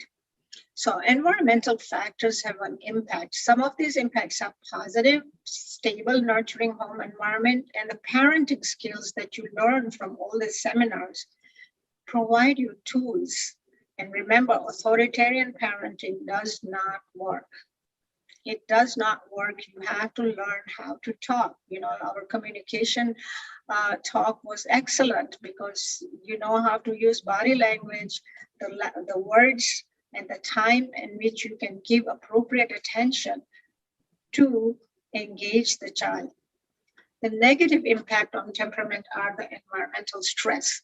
Stress is a very big word. It has a variability. Mild stress in everyday life, such as getting a shot in the doctor's office or learning to ride a bike, those are typical mild stresses. It is difficult for the child, but if you're there and supportive, he'll get over it. The moderate stress is when there's significant exposure or loss, such as a loss of a pet, or somebody died, or an illness in the parent. If this child has had emotionally nurturing environment, he will eventually recover. There may be a transient regression, but they eventually recover. We go on to the more severe and toxic stress, which Dr. Afroz Ahmad explained how long-term stress can affect your mental health and physical health. We can talk a lot about this. There is so much impact on the glucocorticoids and the adrenaline that pump into our system, and they go and change the brain and the organ systems and how they handle the issues. So chronic stress is not good. I just want to give you an example of what is toxic stress. There is a study which shows that adverse childhood experiences, such as the following that I've listed, have an impact on your long-term outcome. And that is, we have seen it recently with the pandemic, when the parents are home and the kids are home, and the kids have been witness to domestic violence and neglect and abuse, and the witness death.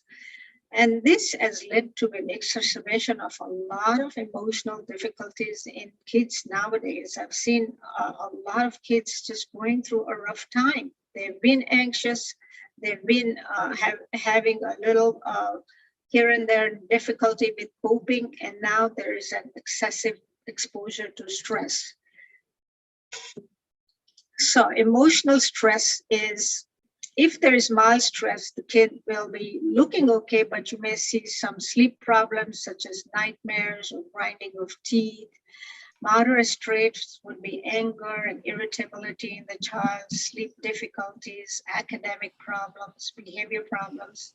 And then when we talk about toxic stress, as I went over it in the last slide, it causes long-term chronic medical problems such as high blood pressure, diabetes, and it decreases the immunity. You've seen adults, and then when you go back to their early childhood, it really matches with their crisis and exposure to toxic stress in early childhood, which has impaired their ability to cope emotionally and medically. So, assessment of a child with emotional difficulties. Now, granted, not all the speakers that spoke before me gave you all the tools and suggestions and guidelines on how to talk with a child, how to be a good parent, a listener, how to evaluate your own emotions.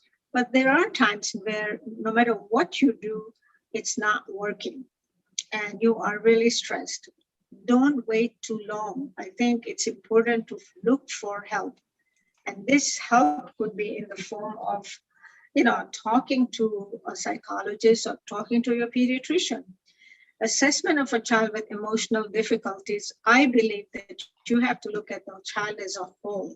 You have to know what his communication skills are, what are his social skills, what is the cognitive function, academic performance, and play skills. The children express their emotional difficulties in different ways. In preschool and early elementary school, these children express their emotions through play. I saw a child who had witnessed a fire in the neighborhood and saw all this fire trucks and ambulance and police and fire hoses and ashes. And all his play consisted of buildings and breaking and ambulances and playing out the whole scenario again and again. He had a lot of sleep difficulties, he had feeding problems, he regressed, he became more irritable.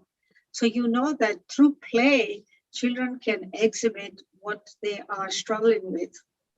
And another indication of some emotional difficulties are evaluate their sleep patterns.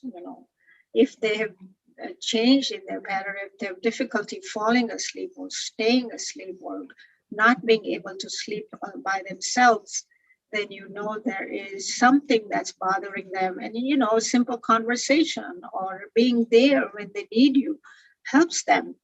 And then you want to assess the triggers. What are his triggers? Is it before an exam? Is it before a game? Is it because there's too much screen time, which is a very big problem nowadays with homeschooling?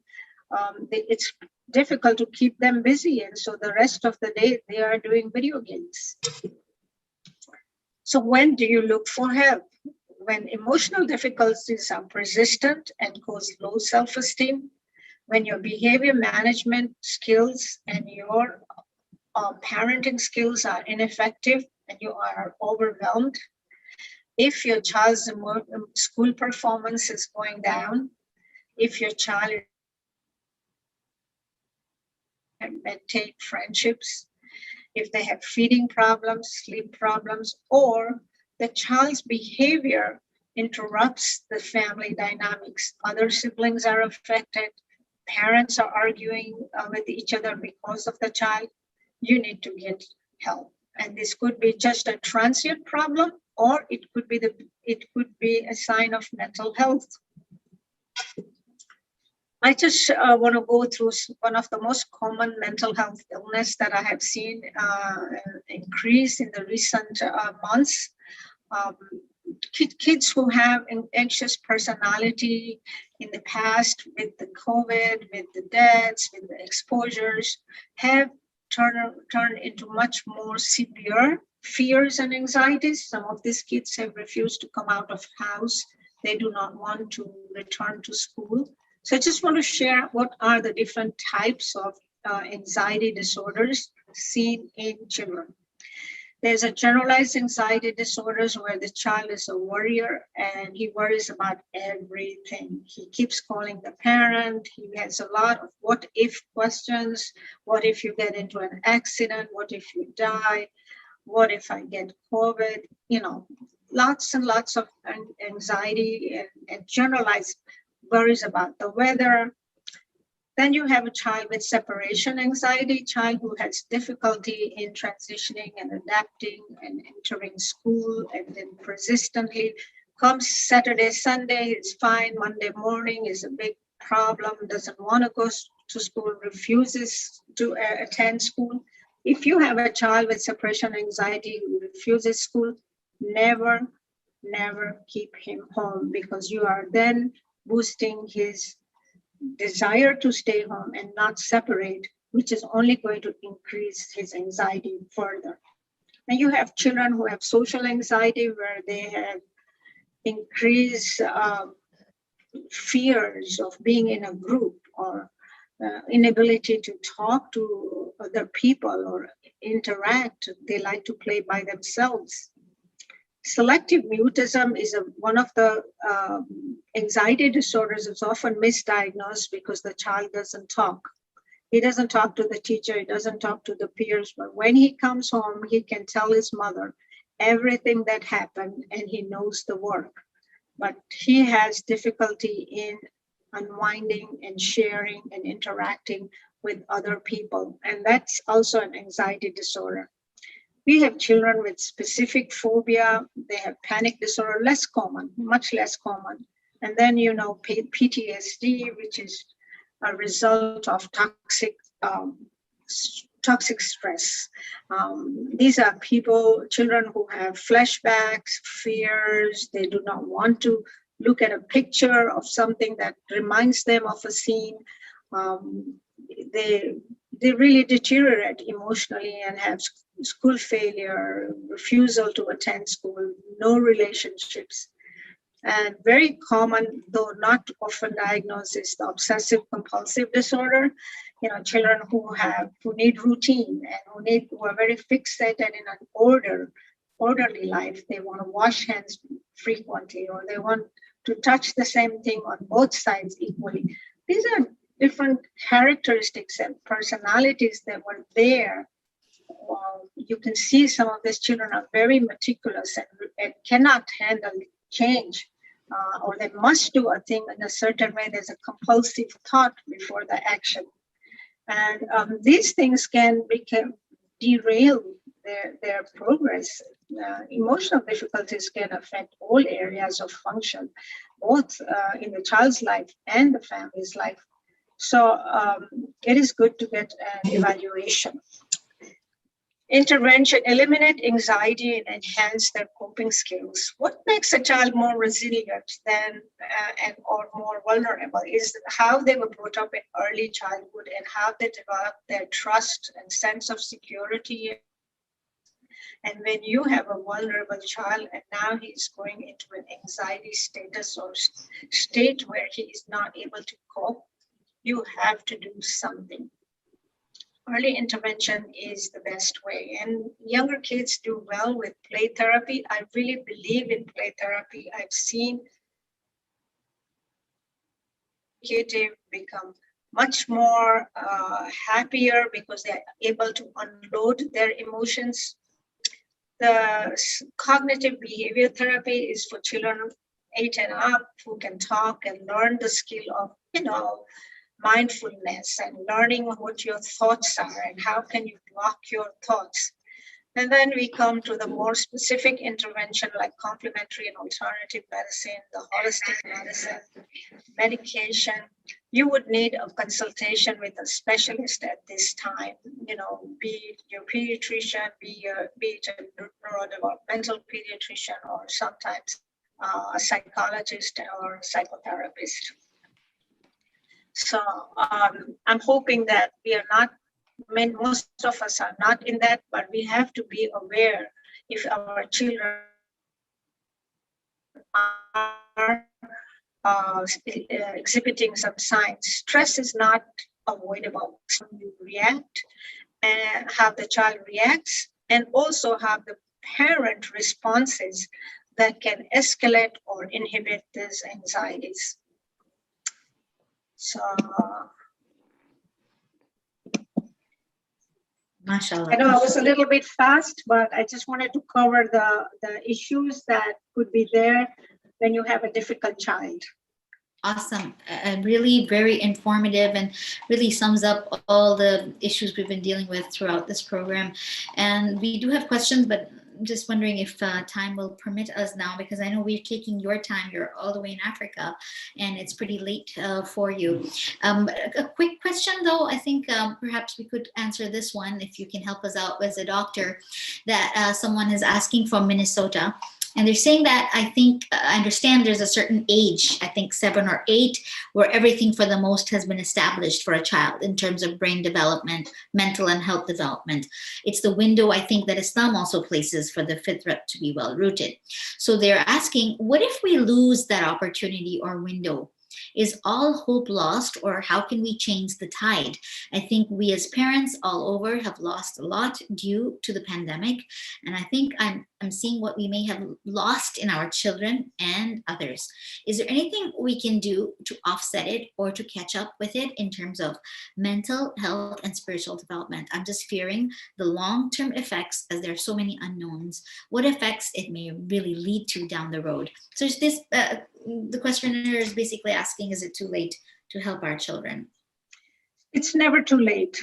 Okay, it's never too late. Even for an adult, if you have fears and anxieties and difficulty in coping, you might just not even realize it until everything pours down on you and then you suddenly shut down.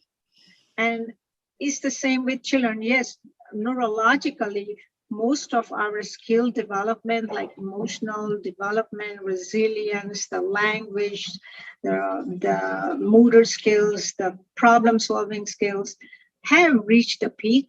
But if you look at the curve, the development continues, and brain development is not completed until the age of. So, you know, the frontal cortex that controls our decision making, our judgment, our planning is way later than our emotional development. That's why you see people making emotional decisions and they haven't yet got the skills to control their impulses. So the frontal lobe still goes on. You're always learning and you can get help. Wow. That's really encouraging indeed. There is one, seems like a very urgent question. My child says he wants to hurt himself and feels useless and that no one loves him. I try my best to make him feel safe, to be there and verbally encourage him, but I get scared seeing how many in our own community have certain thoughts, and I just can't bear any child to go down that route. This question is from Texas. They're asking about depression and suicidal thoughts in their child. And there's another one. My child is now being even more aggressive. This is from Texas. What should I do? I don't know where to turn to or how to address it. Good, thank you. I think the first thing I'd like to know is the age of the child, the level of function, whether he's typical and whether he's doing okay academically or not. Then you have to look at his whole communication skills and whether he's able to verbalize what is bothering him. When you see a child who cannot explain, because you know mental health is something where you do not have control upon your emotions, and those kind of children have to start at least with counseling. Counseling helps for them to become self-aware, like the meditation or mindfulness, where I'm getting this thought, I have nothing that I have that I could lose, but I'm still feeling this way. And frankly telling you, I think if there is a suicidal thought and it is a boy, it's a very high risk situation. Boys are more likely to commit suicide. Girls are more often usually threatened to commit suicide. Evaluation and start therapy. people don't just now. Some little children will say, I hate you, or I wish I wasn't alive. And that would be out of anger. Okay, it would be a trigger. I wish I didn't have to deal with this. I wish I was dead. That's not really a depression. That's like not able to cope with the challenge. So you really have to look at the whole child. And if he's really affected by sleep, academic performance, peer relationship, not feeling good, verbalizing negative emotions, it is an urgent thing to address. Because one of the questions is from a parent whose child is 6 years old. And she says that he does well in school, but he's losing interest being homeschooled and lack of attention. And it's people are seeing this in children and in the teenagers, getting depressed because there's no stimulation outside. And if the home is a pressure cooker, parents fighting, siblings not getting along, dysfunctional family patterns, no wonder children are getting depressed. Parents too. Yeah, that's why I've seen an exacerbation of children with emotional difficulties in the last 15 months. Families are not coping themselves. Parents are not coping. They were okay, but now they did not have major marital problems, but now they've escalated because they are there all the time, 24/7. The children are witnessing. They don't have the chance to talk to friends. I think if this is not a real mental health issue, it will abate over time as things normalize. Okay, and that would be transient. I would start getting at least some psychotherapy to make sure we can iron out the little challenge. We don't want to lose time. We can't just sit here saying, oh, it's because of all the big changes that have happened in our life. Children have become the victims of the adults and their mental health and the environment and what they watch on TV and what they do on screens. You know, screen time has increased significantly. An average of 4 to 5 hours a day is really, really bad because what do they watch? You know, they watch fighting, they go, I mean, you know, if you have a teenager, you can't do much, but younger kids, you can. You'll have to be creative. You're so right. You're so right. When they're younger, you can at least set some control and some positive and negative reinforcement and grounding them and taking away stuff that they really want and they have to work for and all that. But when they're older, you just well, like you said, though, there's always hope. And today, definitely. Hope is there. Hope is there. You have to educate yourself on what you can do so that you can learn to give the right response to your child and be there when he needs you. Absolutely. And alhamdulillah, now the online counseling is available. Now with the pandemic, at least that's become a thing. At least you can call someone and talk to. We'd never use those 800 numbers that were always out there. You know, are you feeling down? Call. Now people are realizing, okay, it's only Zoom. There's nothing else to do but call somebody for help. And there's no taboo. There shouldn't be a taboo for this now. It's the most well-adjusted people need someone to guide them through the process.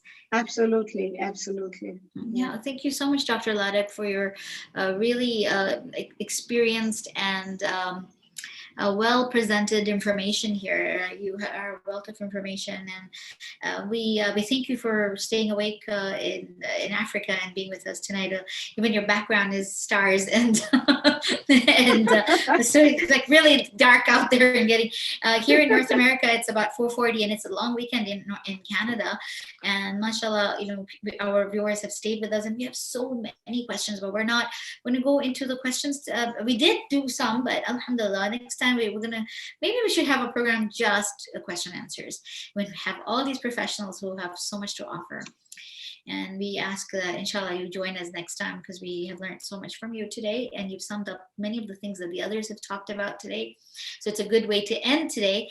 Thank you very much for your time. And viewers, thank you so much for being with us today.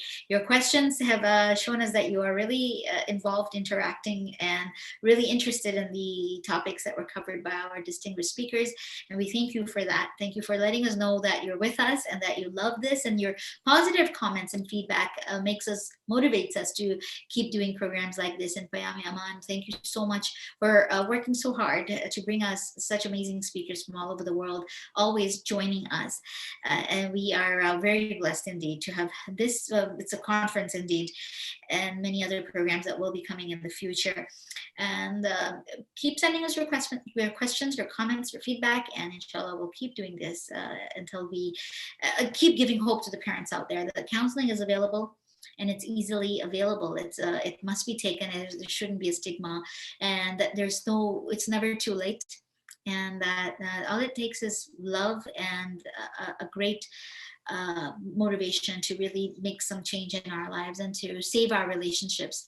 Having been in the pandemic and being at home and feeling this, that everyone's depressed and the walls are closing in and we've lost our families and people are fighting, but you know what, like Dr. Ladek has told us, it will be over, and inshallah we'll get over this, and inshallah this will not be long term. A lot of these issues, it's important, I think, to let our children know we are here in the now, where we love them, and even if we've made mistakes as parents, that we're so willing and so able to make amends and to say those apologies and to say the I love yous, and make the most of whatever time is available to us right now. So many people have lost their lives in this pandemic, unfortunately. So many people have died of natural causes as well, and we realize life is short.